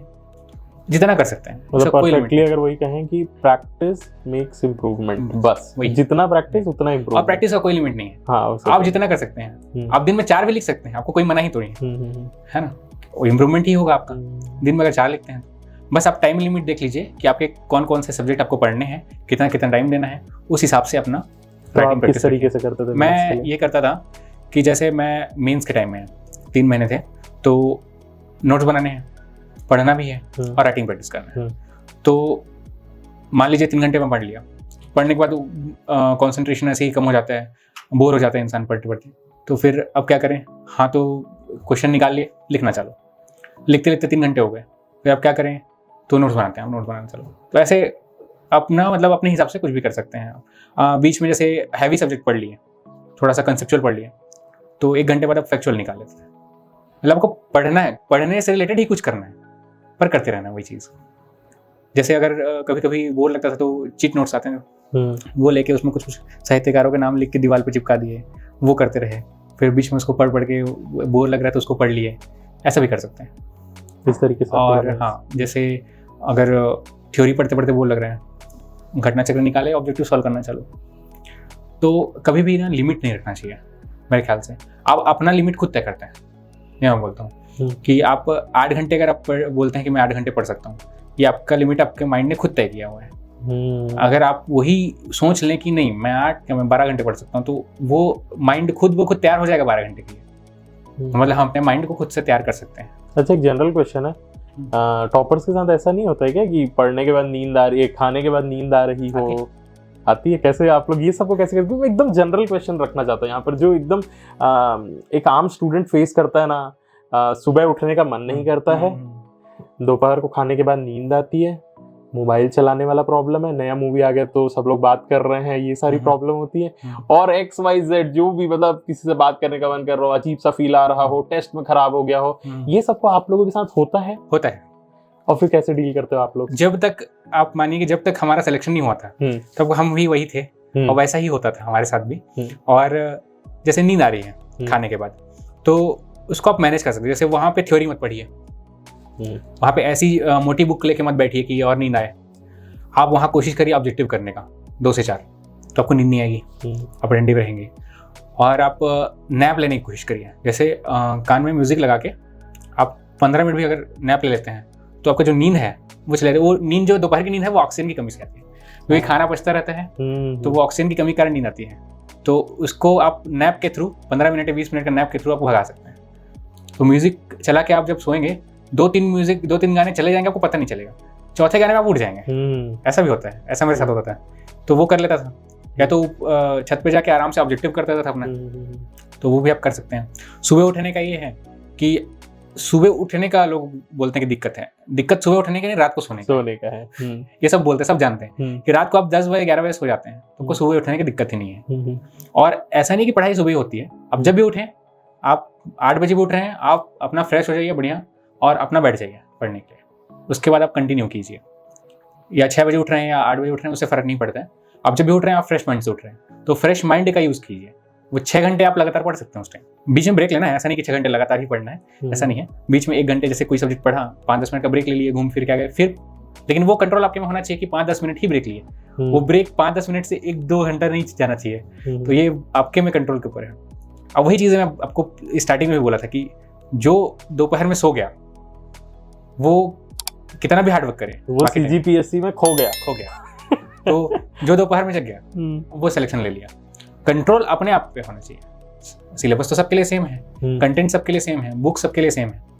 जो अपने आप पे कंट्रोल कर लिया, और जिसको बोलते हैं हम लोग विल पावर बोलते हैं, जो जुनून होता है, ये एग्जाम के लिए जुनून ही जरूरी है, और कुछ चीज़ नहीं। लोग बोलते हैं ना कि मैं एवरेज स्टूडेंट हूँ और मैं नहीं पढ़ पाऊंगा, और मैं स्टूडियस नहीं रहा हूँ, किताब पढ़ना मेरे को अच्छा नहीं लगता है। वो सब कुछ चीज़ें नहीं चाहिए। आपको जो चाहिए वो जुनून चाहिए। दोपहर में नींद आ रही है, आप सोएंगे तो आप गए, आप नहीं सोएंगे, आपको जुनून है कि मेरे को बनना है तो बनना है, आप नहीं सो रहे हैं, आप मेहनत कर रहे हैं, मेहनत का खेल है, तो आपका सिलेक्शन तय है। आप लोग कैसे लाते हो ये सब? मतलब ये अंदर से अंदर से ही आएगा। ये अंदर वाली चीज है क्या? क्योंकि मैं वीडियो देखे यहाँ पर, आज वीडियो देखेंगे फुल जोश में आ जाएंगे। और ऐसा कुछ भी आप देखते जाओगे, संदीप महेश्वरी की वीडियोस देख लोगे, आप एकदम इंस्पायर्ड हो जाओगे, या कोई कुछ आपको बोल दिया तेरे से नहीं होगा करके, तो आप इंस्पायर्ड हो जाते हो। ये चीजें कितने लॉन्ग लास्ट करती हैं, इसके बारे में आप बताइए। जो ये बाहर से मोटिवेशन आता है, ये एक दिन से ज़्यादा नहीं आता। आप सुबह देखेंगे और शाम को भूल जाएंगे। अंदर के मोटिवेशन दो चीज़ों से आती है, मैं बता देता हूँ आपको। एक होती है जिसको बोलते हैं हम मजबूरी, एक बोलते हैं मोटिवेशन। तो मजबूरी जो है कई लोगों की रहती है, इकोनॉमिक रहती है कई लोगों की, तो मजबूरी सबसे ज़्यादा स्ट्रांग होती है कि उसके पास और कुछ नहीं है करने को, और कुछ भी नहीं है।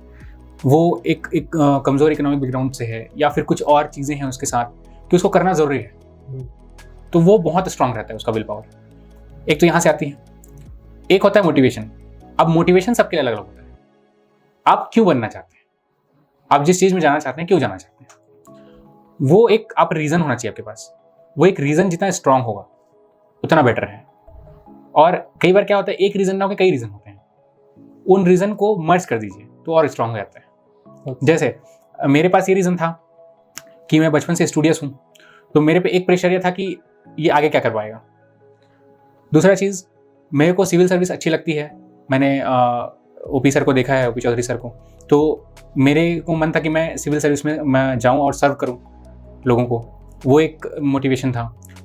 इकोनॉमिक भी रहता है कि अगर मैं उस पोस्ट पे पहुँच जाता हूँ तो इकोनॉमिक कंडीशन भी ठीक हो जाएगा, वो एक मोटिवेशन रहता है।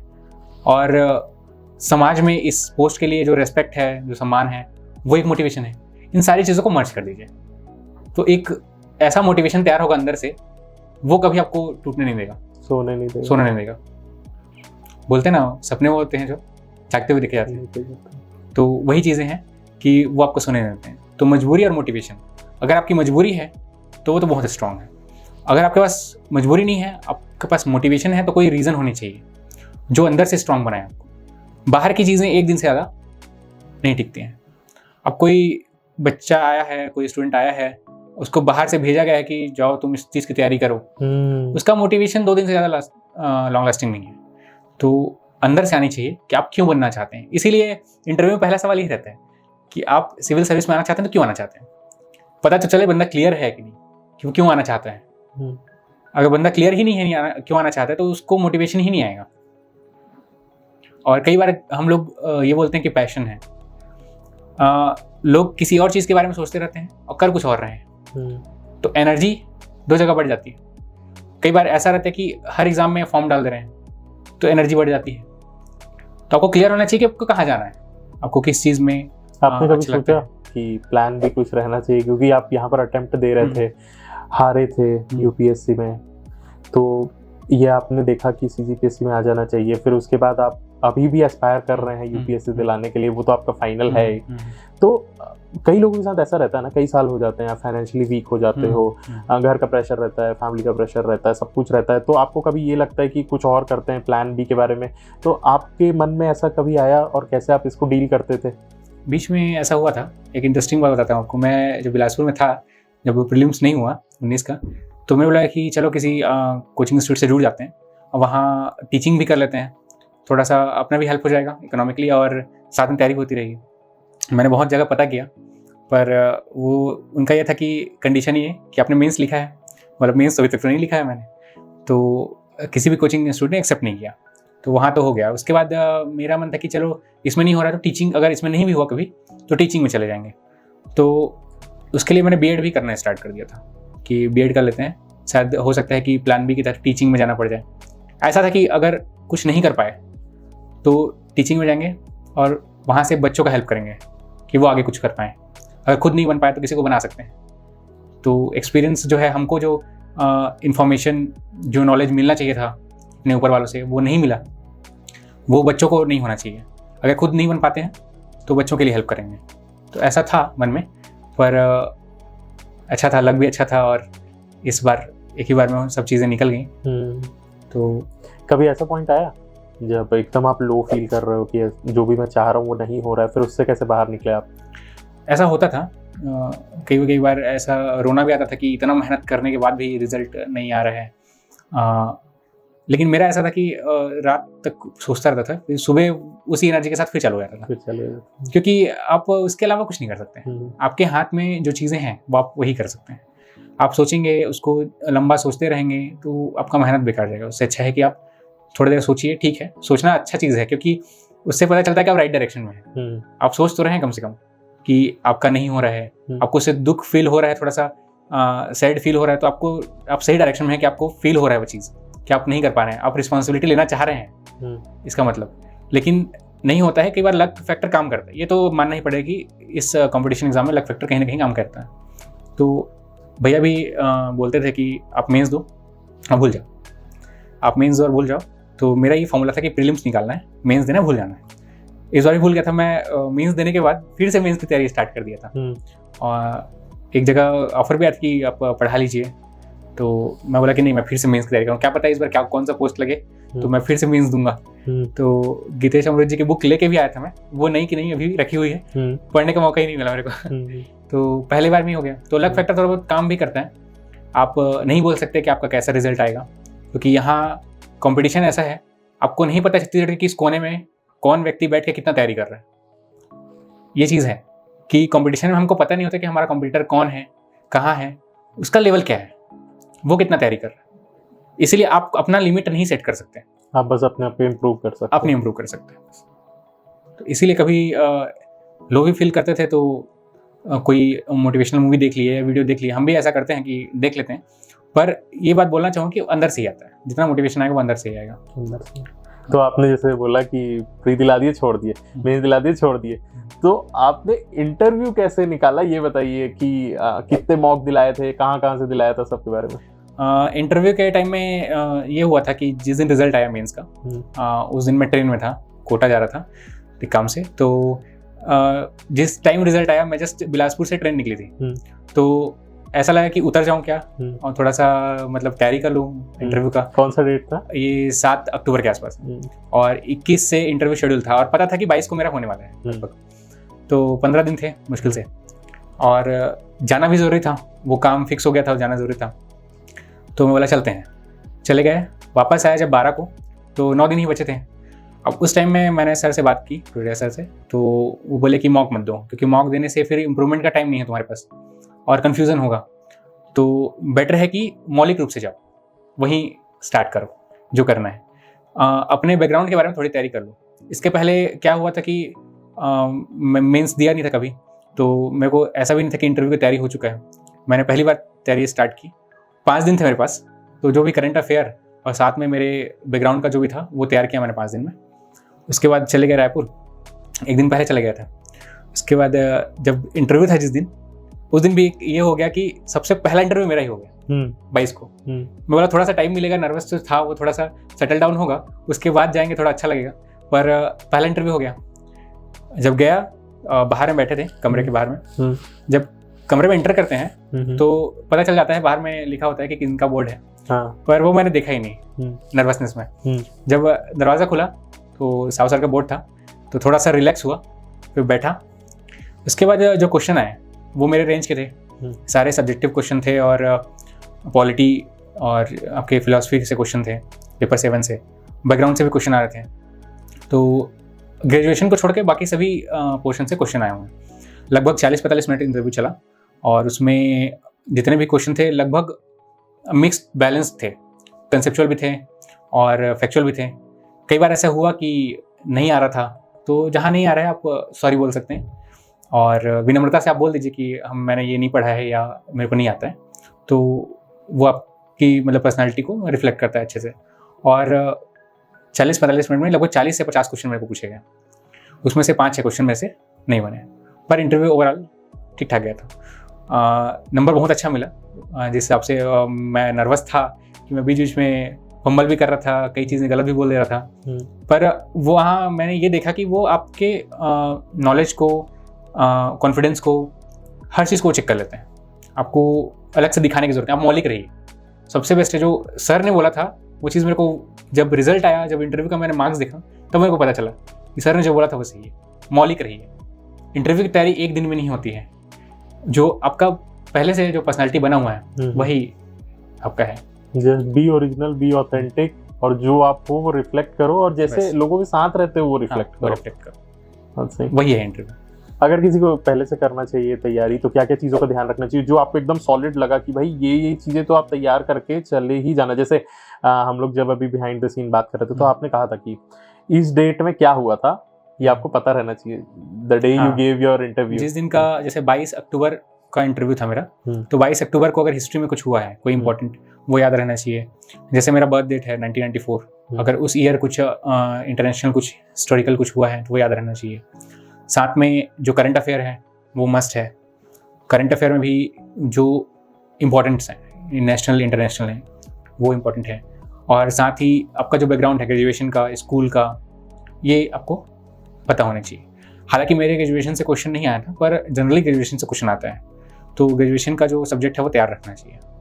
जनरल चीज़ें, जनरल पूरे सारे सब्जेक्ट में एकदम डीप वो नहीं पूछते हैं, पर कुछ ऊपर की चीज़ें आपको कंसेप्ट पता होने चाहिए। जैसे फिजिक्स है, अगर कोई है ग्रेजुएशन किया तो थोड़े बहुत उसको फिजिकल फिनोमिना वगैरह का थोड़ा पता होना चाहिए, लॉ वगैरह, थर्मोडायनेमिक्स वगैरह, ये पता होने चाहिए। तो आपका फाइनली कितना आया था फिर इंटरव्यू में? मेरे 116 मार्क्स थे, टॉप 5 में है वो, तो बहुत अच्छे मार्क्स मिले हुए हैं, और उससे मेरा रैंक भी बहुत अच्छा है वो, इसी कारण से। बहुत सही। और जैसे आप मेंस में अगर आप कहें तो आपने कहा था कि आपने टॉप भी किया है कुछ सब्जेक्ट्स में, कौन से वो? ये फिलॉसफी का जो पेपर 6 है, इसमें जो सोशियोलॉजी पोर्शन है उसमें 50 में 37 मार्क्स हैं, और जो लास्ट पोर्शन है सीजी सामाजिक परिदृश्य है, उसमें भी 60 मार्क्स के आसपास मिले हुए हैं। तो वो उस पोर्शन के कारण जो है 134 मार्क्स जो है हाईएस्ट मार्क्स है पेपर 6 में, वो मिला है मेरे को। हिंदी में भी अच्छे मार्क्स मिले, 100 में 80 मिले हैं। तो लैंग्वेज में भी अच्छा 135 के करीब मार्क्स मिले हैं, तो वो भी अच्छा मार्क्स मिले हैं उसमें। कैसे लाया आपने इसका? अगर कई लोगों को क्योंकि फिलॉसफी से बहुत डर लगता है, पहले ही क्योंकि नया ऐड हुआ तो वो तो अलग ही है, फिर उसके बाद समझ में नहीं आता ना इतने सारे कंसेप्ट, तो आप इसके लिए क्या करेंगे? बहुत ही साइंटिफिक सब्जेक्ट्स हैं फिलॉसफी, सोशियोलॉजी। इसमें कोशिश ये करनी चाहिए कि आपको जो वोकेबलरी है, टर्म्स हैं, उनको पकड़नी चाहिए, और एग्जैक्ट जितना आप लिखेंगे इसमें आपको, क्योंकि फिलॉसफी जैसे मान लीजिए गांधी जी की अहिंसा है, तो वो गांधी जी के पर्सपेक्टिव में आपको लिखना है, आप अपने पर्सपेक्टिव में नहीं लिख सकते हैं, क्योंकि गांधी जी की अहिंसा वो पूछ रहे हैं, आपकी अहिंसा नहीं पूछ रहे हैं। तो वो जो कंसेप्ट है, जितना अच्छे से समझेंगे आप, उतने अच्छे से आप वहाँ पे राइटिंग कर सकते हैं। क्योंकि कई बार क्या होता है, बच्चे उसमें अपनी चीज़ें डाल देते हैं, अपना पुट डाल देते हैं, लेकिन आप फिलॉसफी सोचिए कि आप किसी की विचारधारा पढ़ रहे हैं, आपको उनकी विचारधारा लिखनी है, आपको अपनी विचारधारा नहीं लिखनी है। सोशियोलॉजी में भी यही चीज़ है कि जो पहले से कंसेप्ट बना हुआ है उसको आप जितने अच्छे से समझ सकते हैं, तो रीडिंग हैबिट होनी चाहिए अच्छे से, और कॉम्प्रिहेंशन आपका अच्छा होना चाहिए। इसीलिए जो पेपर पढ़ने की हम लोग बात कर रहे थे, पेपर आप पढ़ते हैं डेली तो आपका कॉम्प्रिहेंशन बढ़ता है। आप इसका एक, अगर स्टूडेंट्स चाहें तो एक डेमो कर सकते हैं कि एक ही आर्टिकल को 2 लोग पढ़ें और दोनों एक दूसरे को समझाएं कि उन्होंने क्या समझा, तो आप देखेंगे कि दोनों के कॉम्प्रिहेंशन में बहुत अंतर है। मतलब एक ही आर्टिकल को हम 2 लोगों को पढ़ाएं और दोनों से पूछें कि उन्होंने क्या समझा, दोनों अलग अलग चीज़ें बताते हैं, और एग्जैक्ट चीज़ें कोई बता पाए, इसके लिए उसका कॉम्प्रिहेंशन बहुत अच्छा होना चाहिए। तो कॉम्प्रिहेंशन अच्छा करने के लिए आपको, जब मेंस में आप आंसर राइटिंग करते हैं तो क्वेश्चन को समझना बहुत इंपॉर्टेंट होता है, उसमें भी कॉम्प्रिहेंशन काम आता है। तो क्वेश्चन को आप एग्जैक्ट समझ पाएंगे कि वो क्या डिमांड कर रहे हैं, तभी आप आंसर अपना उसके अकॉर्डिंग दे सकते हैं। कई बार बच्चे बोलते हैं कि ये क्वेश्चन तो पूरा लिखा था मैंने, आंसर अच्छा लिखा था, क्यों नहीं दिया नंबर। कई बार क्या होता है, क्वेश्चन कुछ और डिमांड कर रहा है, आप लिख कुछ और दे रहे हैं, तो आपको क्वेश्चन को कॉम्प्रिहेंड करना पड़ेगा। उसके लिए आपका कॉम्प्रिहेंशन अच्छा होना चाहिए। तो पैसेज जो पढ़ते हैं हम लोग, जो आर्टिकल्स पढ़ते हैं न्यूज़पेपर, वो बहुत ज़रूरी है। तो इसीलिए रीडिंग हैबिट जो है वो बढ़ानी चाहिए लोगों को।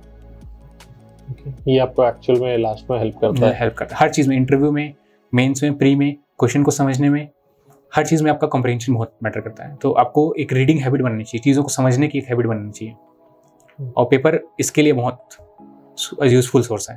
ओके। आप बताइए कि आपका टाइम टेबल कैसा रहता था? दिन भर पढ़ते रहते थे क्या? एकदम एग्जैक्ट कितने बजे उठते थे, क्या क्या करते थे, कितना मैं जल्दी उठता हूँ सुबह, मतलब 5 से 6, एकदम जल्दी भी नहीं, 5 से 6 के करीब में उठ जाता हूँ।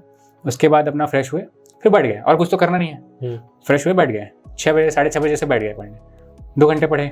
उसके बाद जैसे कुछ और लगा कि अब थोड़ा माइंडफुल हो गया है, तो कुछ ऑब्जेक्टिव पकड़ के बैठ गए। फिर अपना खाने पीने का टाइमिंग प्रॉपर रखना चाहिए, नाश्ते का, ब्रेकफास्ट का, लंच का, ये सब का अपना टाइम पे कर लिए। उसके बाद और कुछ करने को नहीं, स्टूडेंट को और कुछ करना है नहीं, जॉब में है तो अलग बात है, स्टूडेंट है तो और कुछ करने को रहता नहीं है। तो आप बीच बीच में ब्रेक लेके 1-1 घंटे के बीच में 10-10 मिनट ब्रेक लेके आप पढ़ाई जारी रख सकते हैं। उसके बाद शाम को आपको घूमने का मन करता है, शाम को घूमने निकलनी चाहिए। या फिर जैसे मेरे को मूवी देखना अच्छा लगता था, तो मैं बीच में जैसे आधे घंटे भी, कभी कोई मूवी है तो आधे घंटे ऐसे देख लेता था। तो 2 घंटे पढ़े, आधे घंटे मूवी देख ली, फिर 2 घंटे पढ़े, आधे घंटे मूवी देख ली। मतलब मूवी लवर रहे हैं। Movie lover. तो ये कैसे कंट्रोल करते थे? आधे घंटे के सस्पेंस पे आप काट देते थे, फिर उसको 2 घंटे पढ़ने के बाद फिर वो सस्पेंस को कंटिन्यू करते थे? हाँ, ये कंट्रोल आपको में लाना पड़ेगा, क्योंकि आप देखिए, आप अगर उसको एक चीज़ है ना कि आप अगर उसको आधे घंटे एक्सटेंड कर दिए 2 घंटे, मूवी आपकी खत्म हो गई, फिर आप मूवी पाएंगे कहाँ से, मिलेगा कहाँ से दूसरी मूवी? क्योंकि मूवी तो आ नहीं रही है बहुत सारी। तो कई बार क्या होता था कि मूवी नहीं मिलती थी, तो इस मतलब फैक्ट में भी कि मूवी और मिलेगी नहीं, तो इसी मूवी को कंटिन्यू करना है। तो इसीलिए आधे घंटे में रोक दो। यही आपके लिए वो लालच था? लालच नहीं, 2 घंटा पढ़ेंगे फिर इसमें एंजॉय करेंगे। ये भी है। क्रिकेट खेलने को मेरे को मिलता था, तो बिलासपुर में जब भी ऐसे मिलता था क्रिकेट खेलने, तो संडे वनडे को क्रिकेट खेलने निकल जाए, तो एक मोटिवेशन था कि नहीं, संडे को क्रिकेट खेलने जाना है तो उस दिन नहीं पढ़ना है, तो उस दिन पढ़ना नहीं है तो बाकी दिन पढ़ के रखना है। ये भी एक मोटिवेशन रहता था।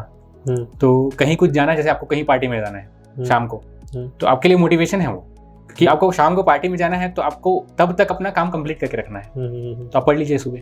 तो हर दिन के लिए कुछ ना कुछ नया मोटिवेशन भी बना सकते हैं, बस वो डिसिप्लिन मेंटेन रखना चाहिए। मैं ये पूछने वाला था कि आप रिवाइज कैसे करते थे चीज़ों को, रिटेन कैसे करते? बहुत, क्योंकि लोगों को बोरिंग काम लगता है। मैं स्टूडेंट से इंटरेक्ट करता हूँ, मैं मेंटर करता हूँ, 300-400 स्टूडेंट रहते हैं, सब एक ही चीज़ बोलते हैं, सर ऐसा लगता है ना कि फिर से क्या पढ़ेंगे उसको, एकदम बोर टाइप से लगता है। इससे अच्छा लगता है कि पूरा कवर कर लेते हैं, फिर वापस आएंगे, और जब तक वो पूरा कवर करते रहते हैं, पीछे पूरा फिर से गायब हो गया रहता है। ये होता है सबके साथ, मेरे साथ भी होता है। लेकिन आप एक काम कर सकते हैं, जैसे मेरा बुक आप देखेंगे, उस बुक में आपको मतलब हर जगह ना पेन चला हुआ मिलेगा। पेन इतना चला है वो, जैसे कोई वोकेबलरी अच्छी है, टर्म्स अच्छे हैं, कोई पॉइंट मेरे को पकड़ना है, तो वो मैं गोल घेर कर बार जितने बार पढ़ रहा हूँ उतने बार अंडरलाइन कर रहा हूँ। तो जब आप अंडरलाइन करते हैं तो क्या होता है, आपका माइंड फोकस्ड रहता है, आप क्या पढ़ रहे हैं। आप जब गोल घेरते हैं किसी चीज़ को, तो आपको लगता है हाँ, उस टर्म को आप पकड़ते हैं कि हाँ, इसको पढ़ा हूँ मैं, तो गोल घेर रहा हूँ। तो आप पेन पकड़िए, पेंसिल पकड़िए, उसके बाद रीडिंग कीजिए, बार बार कीजिए, कोई बात नहीं, नया बुक ले लीजिए चलेगा, लेकिन बार बार कीजिए। वो जब आप करते हैं, उसको गोल घेरते हैं ना, तो वो उस गोल घेरे में जो शब्द है वो आपके दिमाग में छपता है। आप अंडरलाइन करते हैं तो आप क्या अंडरलाइन कर रहे हैं आपके दिमाग में छपता है। तो कॉन्सेंट्रेटेड रहने के लिए वो करना जरूरी है। तो मैं बुक में ही बार बार, मैं अगर 6 बार पढ़ा हूँ तो 6 बार पेन चला उसमें। तो आप बुक देखेंगे तो आपको लगेगा पूरा कचड़ा है, पर वो बहुत काम करता है, क्योंकि उससे मेमोरी पावर बढ़ती है, रिटेंशन बढ़ जाता है। और ये भी है कि मेमोरी पावर भी सबका अलग अलग होता है, तो सबको अपने अपने हिसाब से करना चाहिए। साहित्यकार वाला जो पोर्शन था मेंस में, वो याद नहीं हो रहा था मेरे से, तो मैं जो स्टिक नोट है वो लेके आया, छोटा छोटा लिख के, एक एक साहित्यकार का एक एक में लिख के मैं दीवार पे चिपका दिया। और उसके बाद जब भी आता था घूम के, ऐसे 1-2 का देख लेता था, तो दिन में 2-3 देख लिए तो याद हो गया। तो ऐसे ही कर करके याद करना आता है, याद कर लेते थे। और कई बार क्या होता है कि आधे घंटे कोई चीज़ याद कर लिया, तो फिर उसके बाद ना 1 घंटे में फ्री कर देता था माइंड को। उसके बाद कोई ऑब्जेक्टिव कर लिया या कुछ रिटर्न कर लिया, मतलब आप लगातार याद नहीं कर सकते, तो आप आधा घंटा याद करके फिर आप छोड़ दीजिए। जैसे हिंदी वाला जो पोर्शन है, लैंग्वेज वाला जो पोर्शन है, मैं क्या करता था, रात को डिनर के बाद मेरा एक दोस्त था, वो जॉब से आता था, तो उसको बोलता था कि बुक पकड़ ले और पूछ, जो पूछ। मैं याद नहीं किया हूँ, मैं पढ़ा भी नहीं हूँ, पर पूछ। अगर मेरे को पता है पहले से, जब इतने दिन से पढ़े हैं तो पता है तो ठीक है, नहीं पता तो उसको मार्क कर दो। फिर अगले दिन सुबह जितना मार्क रहता था उसको पढ़ लेता था। अरे वाह। तो ये भी है। तो मेरा हिंदी जो लैंग्वेज है ना, वो ऐसे ही डिनर के बाद ऐसे ही सोए पढ़ाई हुआ है, और उसमें आपका अच्छे भी मार्क्स हैं। मैं कहा ना, आपका बहुत ज्यादा प्रैक्टिकल अप्रोच है। जो चीज नहीं आती है उस पर फोकस करो, वो चीज मत करो जो आपको ऑलरेडी आती है, या जो नॉर्मली आदमी करता है, स्टार्टिंग से लेके एंड तक पढ़ता रहता है, वैसा वाला नहीं है। जैसे आप क्वेश्चन भी करते हैं, आप अगर क्वेश्चन करते हैं, आपको नहीं आ रहा है कोई चीज, तो आपको पकड़ में आता है कि ये पोर्शन मेरे से नहीं आ रहा है, तो आप उस पर्टिकुलर में जाके आप पढ़ते हैं जब, तो आपका कंसंट्रेशन, फोकस आपका ज्यादा रहता है। और जब स्टार्टिंग से बुक को एक चैप्टर से लेकर आखिरी चैप्टर तक पढ़ते हैं, तो फोकस हमारा हट जाता है। तो वो आप पर्टिकुलर पे जाके करिए, क्वेश्चन के थ्रू करिए पढ़ाई, तो ज़्यादा अच्छा है। वो चीज़ आप कर सकते हैं। और ये भी बोलना चाहूँगा, क्रिएटिविटी लाइए। जैसे हर चीज़ में हम क्रिएटिविटी लाते हैं, पर पढ़ाई को हम लोग मतलब आर्ट नहीं समझते। पढ़ाई एक आर्ट है, उसमें क्रिएटिविटी आ सकती है। तो अलग अलग तरीके से पढ़िए। दिन भर एक ही मोनोटोनस वे में नहीं पढ़ना चाहिए। जैसे बैठे बैठे ही नहीं पढ़ना चाहिए, खड़े होके भी पढ़ सकते हैं आप, लेट के पढ़ सकते हैं आप। आधे घंटे लेट के पढ़ जाइए, कोई दिक्कत नहीं है, हिंदी याद कर लीजिए। और कभी कभी दूसरों को बोलिए कि आप पूछिए, कभी कभी साथ में पढ़िए, तो क्रिएटिविटी लाइए। तो उसमें क्या होगा, आपका जो बोरिंग लगता है या फिर माइंड में काम नहीं करता है, मोनोटोनस लगता है, अब वो नहीं होगा। वो नहीं। तो सर बहुत सारी चीज़ें समझ में आ गई। अब मुझे ये बताइए कि अभी जो हम लोगों का एग्जाम आ रहा है उसमें कौन कौन से इंपॉर्टेंट टॉपिक्स हैं जो आपको लगता है हर साल आता है, यार ये तो करके चले ही जाना? सब्जेक्ट वाइज अगर देखें तो पॉलिटी जो है उससे पिछली बार मैं देख रहा था क्वेश्चन पेपर, तो उसमें लक्ष्मीकांत से डायरेक्ट क्वेश्चंस उठाए गए हैं। तो लक्ष्मीकांत के शुरू के जो चैप्टर्स हैं जिसमें आपके फंडामेंटल राइट्स वगैरह हैं, प्रस्तावना वगैरह है, और जो प्रेसिडेंट हैं, गवर्नर हैं, यहाँ तक के टॉपिक, सुप्रीम कोर्ट वगैरह, यहाँ तक के टॉपिक बहुत इंपॉर्टेंट है। साथ में जो इलेक्शन के टॉपिक, क्योंकि इलेक्शन आ रहे हैं तो इलेक्शन के टॉपिक बहुत इंपॉर्टेंट है अभी। तो लक्ष्मीकांत के शुरू के 30 चैप्टर्स और इलेक्शन, ये बहुत इंपॉर्टेंट टॉपिक है, इसको कर ही लेना चाहिए। हिस्ट्री भी बहुत अच्छे से क्वेश्चन वेटेज है उसका, क्वेश्चन पूछा जाता है। हिस्ट्री में मॉडर्न हिस्ट्री बहुत इंपॉर्टेंट है, उससे बहुत सारे क्वेश्चन आते हैं। तो स्पेक्ट्रम, अभी स्पेक्ट्रम से भी क्वेश्चन पूछे जा रहे हैं, तो स्पेक्ट्रम अगर पढ़ना चाहे तो पढ़ सकते हैं, या फिर अगर दृष्टि पढ़ना चाहे तो दृष्टि भी सफिशिएंट है। अब क्योंकि सीजी का जो पोर्शन है उसमें थोड़ा सा टफ हो रहा है क्वेश्चन पेपर, तो थोड़ा सा गीतेश अमरोही जी का जो है जनजाति वाला पोर्शन है, छत्तीसगढ़ हिस्ट्री वाला पोर्शन, ये दोनों बहुत इंपॉर्टेंट है। छत्तीसगढ़ की हिस्ट्री और जनजाति, इसको कर ही लेना चाहिए। और बाकी थोड़ी सी मिसलेनियस वगैरह आते रहते हैं। करंट अफेयर अभी बोला नहीं जा सकता क्योंकि पैटर्न चेंज होता रहता है कि करंट अफेयर कभी इंपॉर्टेंट होता है, कभी नहीं होता है। तो हिस्ट्री, पॉलिटी और छत्तीसगढ़ में हिस्ट्री और जनजाति, ये 4 जो सेक्शन है बहुत इंपॉर्टेंट है। इससे आपके मान के चलिए कि 50 से 60 क्वेश्चन बन जाते हैं इसी से, तो ये कर ही लेना चाहिए। ओके, ये सारी चीज़ें इंपॉर्टेंट है। और जैसे अगर पेपर 7 की बात करें उसको थोड़ा सा बता दीजिए, क्योंकि लोगों के अंदर बहुत ज़्यादा डाउट है। हाँ, मेंस के लिए पेपर 7 है। जैसे अगर मार्किंग आप देखेंगे, टॉपर्स की कॉपी आप देखेंगे, मार्किंग बहुत ही एवरेज होती है, तो उस पर ज़्यादा टेंशन लेने की जरूरत नहीं है। उसको एक सोर्स से, कहीं एक सोर्स से, अब उसका क्योंकि एक जगह पे सोर्स मिलता नहीं है, तो किसी भी कोचिंग की मटेरियल से पढ़ सकते हैं, बट बशर्ते ये कि एक सोर्स से पढ़ें और जितना हो सके नोट्स बना लें। अगर 2-3 बुक से पढ़ रहे हैं तो नोट्स बनाना ज़्यादा सही रहेगा। टॉपिक वाइज नोट्स बना लें, और जिस तरह से क्वेश्चन आ रहे हैं, जो पैटर्न है क्वेश्चन का, कि हमको पता नहीं चलता कि जैसे टॉपिक है, मान लीजिए कोई एक्ट है, मानवाधिकार अधिनियम है, तो वो कितना उसमें पढ़ना है, क्या डायमेंशन बनाना है, वो पता नहीं रहता। तो आपको डायमेंशन अगर जानना है तो आप क्वेश्चन पेपर देखिए। अगर वो पूछा है कि मानवाधिकार अधिनियम की विशेषताएं लिखिए, उसमें क्या क्या प्रोविजन है वो लिखिए, तो आपको डायमेंशन मिलता है वहाँ से, क्वेश्चन पेपर से। तो वहाँ से डायमेंशन लेके आप अपना नोट्स तैयार कर सकते हैं। ओके। और जैसे अगर हम लोग और डिटेल में अगर इसके जाएं, आप मुझे ये बताइए कि एक प्रॉब्लम आती है सब लोगों को, जो लोग नया खासकर स्टार्ट करते हैं, कि फैक्चुअल इन्फॉर्मेशन बहुत है सर, मैं कैसे करूंगा इतनी सारी चीज़ें याद। आप भी ये चीज़ को फेस किए होंगे, आप यूपीएससी से इधर आए होंगे, तो उनके लिए क्या कहना चाहते हैं और याद कैसे करें इतनी सारी चीज़ों को? देखिए, एक दिन में ये चीज़ें याद नहीं होती। जैसे हिंदी का भी मैंने बताया था कि मैं डेली 1 पेज 2 पेज इतना ही याद करता था, तो फैक्चुअल इन्फॉर्मेशन ऐसा है कि वो एक दिन में याद नहीं होता है। पर हमारा माइंड ऐसे काम करता है कि आपने मान लीजिए 10 फैक्ट है, तो आपने वो एक बार रीडिंग की तो आपका 2-3 फैक्ट याद रहता है आपको, फिर दोबारा आप रीडिंग करेंगे तो वो जो 2-3 फैक्ट पहले से याद है, तो हमारा माइंड 2-3 फैक्ट और कैच कर लेता है, तो वो 6 फैक्ट याद हो गए आपको। आप तीसरी बार रीडिंग करेंगे तो 1-2 फैक्ट और याद होगा आपको।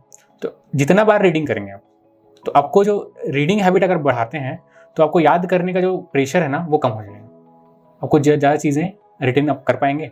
और अगर एक बार में याद करने के लिए रट रहे हैं आप, तो वो जल्दी भूलेंगे आप। तो सर अब हम लोग ऑलमोस्ट अपने एंड पे हैं, आप एक फाइनल मैसेज दीजिए एस्पिरेंट्स को, जो आपको लगता है आपको हेल्प किया इस पूरे जर्नी में, और स्टूडेंट्स को भी हेल्प करेगा, कि इन बातों को हमेशा ध्यान रखना ताकि आप भी एक अच्छे पोजीशन पे पहुंच सकें। हाँ, देखिए, हम जानते हैं कि सीजीपीएससी का एक पर्टिकुलर सिलेबस है और प्रीवियस ईयर क्वेश्चन भी हमारे पास रहते हैं, और हमने अब देख रहे हैं हम कि कंपटीशन का लेवल कितना बढ़ चुका है। तो हार्डवर्क का लेवल सबका लगभग सेम हो चुका है, सब हार्डवर्क कर रहे हैं, पर हार्डवर्क करने के बाद भी सिलेक्शन नहीं होता है लोगों का। तो उसका एक ही कारण है, वो है अप्रोच, स्मार्ट अप्रोच। एक सिलेबस है और एक क्वेश्चन पेपर है, आपको साथ में हमेशा रखना चाहिए, क्योंकि अगर आप ये चीज़ें नहीं देखते हैं तो आप भटक जाएंगे तैयारी से, और भटकते भटकते आपको पता नहीं चलेगा कि आप कितना लंबा समय गुजार दिए। उससे अच्छा है कि आप सिलेबस और क्वेश्चन पेपर ये रोज़ देखिए, अपना अप्रोच रोज़ चेक करते रहिए कि आप किस लेवल पे हैं, और एग्ज़ाम में जाके अब हमको वही क्वेश्चन करने हैं जब, तो उस क्वेश्चन को करके हम अपना लेवल चेक कर सकते हैं कि प्रीवियस ईयर क्वेश्चन हमसे बन रहे हैं नहीं बन रहे हैं। तो सिलेबस और क्वेश्चन पेपर यही बोलना चाहूँ कि इसको अपने साथ रखें, रोज़ उसको देखें, बार बार देखें, इससे आपका जो भटकाव है वो कम होगा हार्डवर्क तो करना ही, नो डाउट, उस पर कोई दो राय नहीं है, पर हार्डवर्क के साथ अगर स्मार्ट वर्क आप नहीं करेंगे तो उसमें आपको दिक्कत हो सकती है, रिजल्ट आपके अनुसार नहीं आएगा। तो आपको स्मार्ट वर्क को ही साथ में जोड़ना है। ओके ओके, चलिए, तो ये बहुत सारी पढ़ाई की बातें हो गई हैं। अब हम लोग आते हैं अपने रैपिड फायर राउंड में। जो पहला चीज आपके दिमाग में आएगा वो आपको बताना है। चलिए, तो सबसे पहला क्वेश्चन है, बेस्ट मूवी जो आपको अभी तक लगी है? 3 Idiots। 3 Idiots, okay. और अगर वेब सीरीज देखते हैं तो कौन सा अच्छा लगा? Stranger things. Stranger things. अगर आपको मौका मिले कि कहीं आप टाइम ट्रैवल कर सके तो कहाँ जाएंगे, क्या देखेंगे? स्पेस में जाना चाहूँगा, एसगार्ड देखने का बहुत शौक है मेरे को। अच्छा, और अगर यहीं वर्ल्ड में जाना होगा तो स्विट्जरलैंड। ओके। और अगर आपको एक विश मिले, ठीक है, जीनी है, 3 विशेस आपको पूरा करने के लिए मिले, तो आप क्या मांगेंगे? ये बहुत टफ क्वेश्चन है क्योंकि विशेष तो लिमिटेड होती नहीं है, बहुत सारे विशेष हैं। सबसे पहला ये है कि ईमानदारी से अपना काम कर सकूं और जो उम्मीदें हैं लोगों को वो फुलफिल कर सकूं।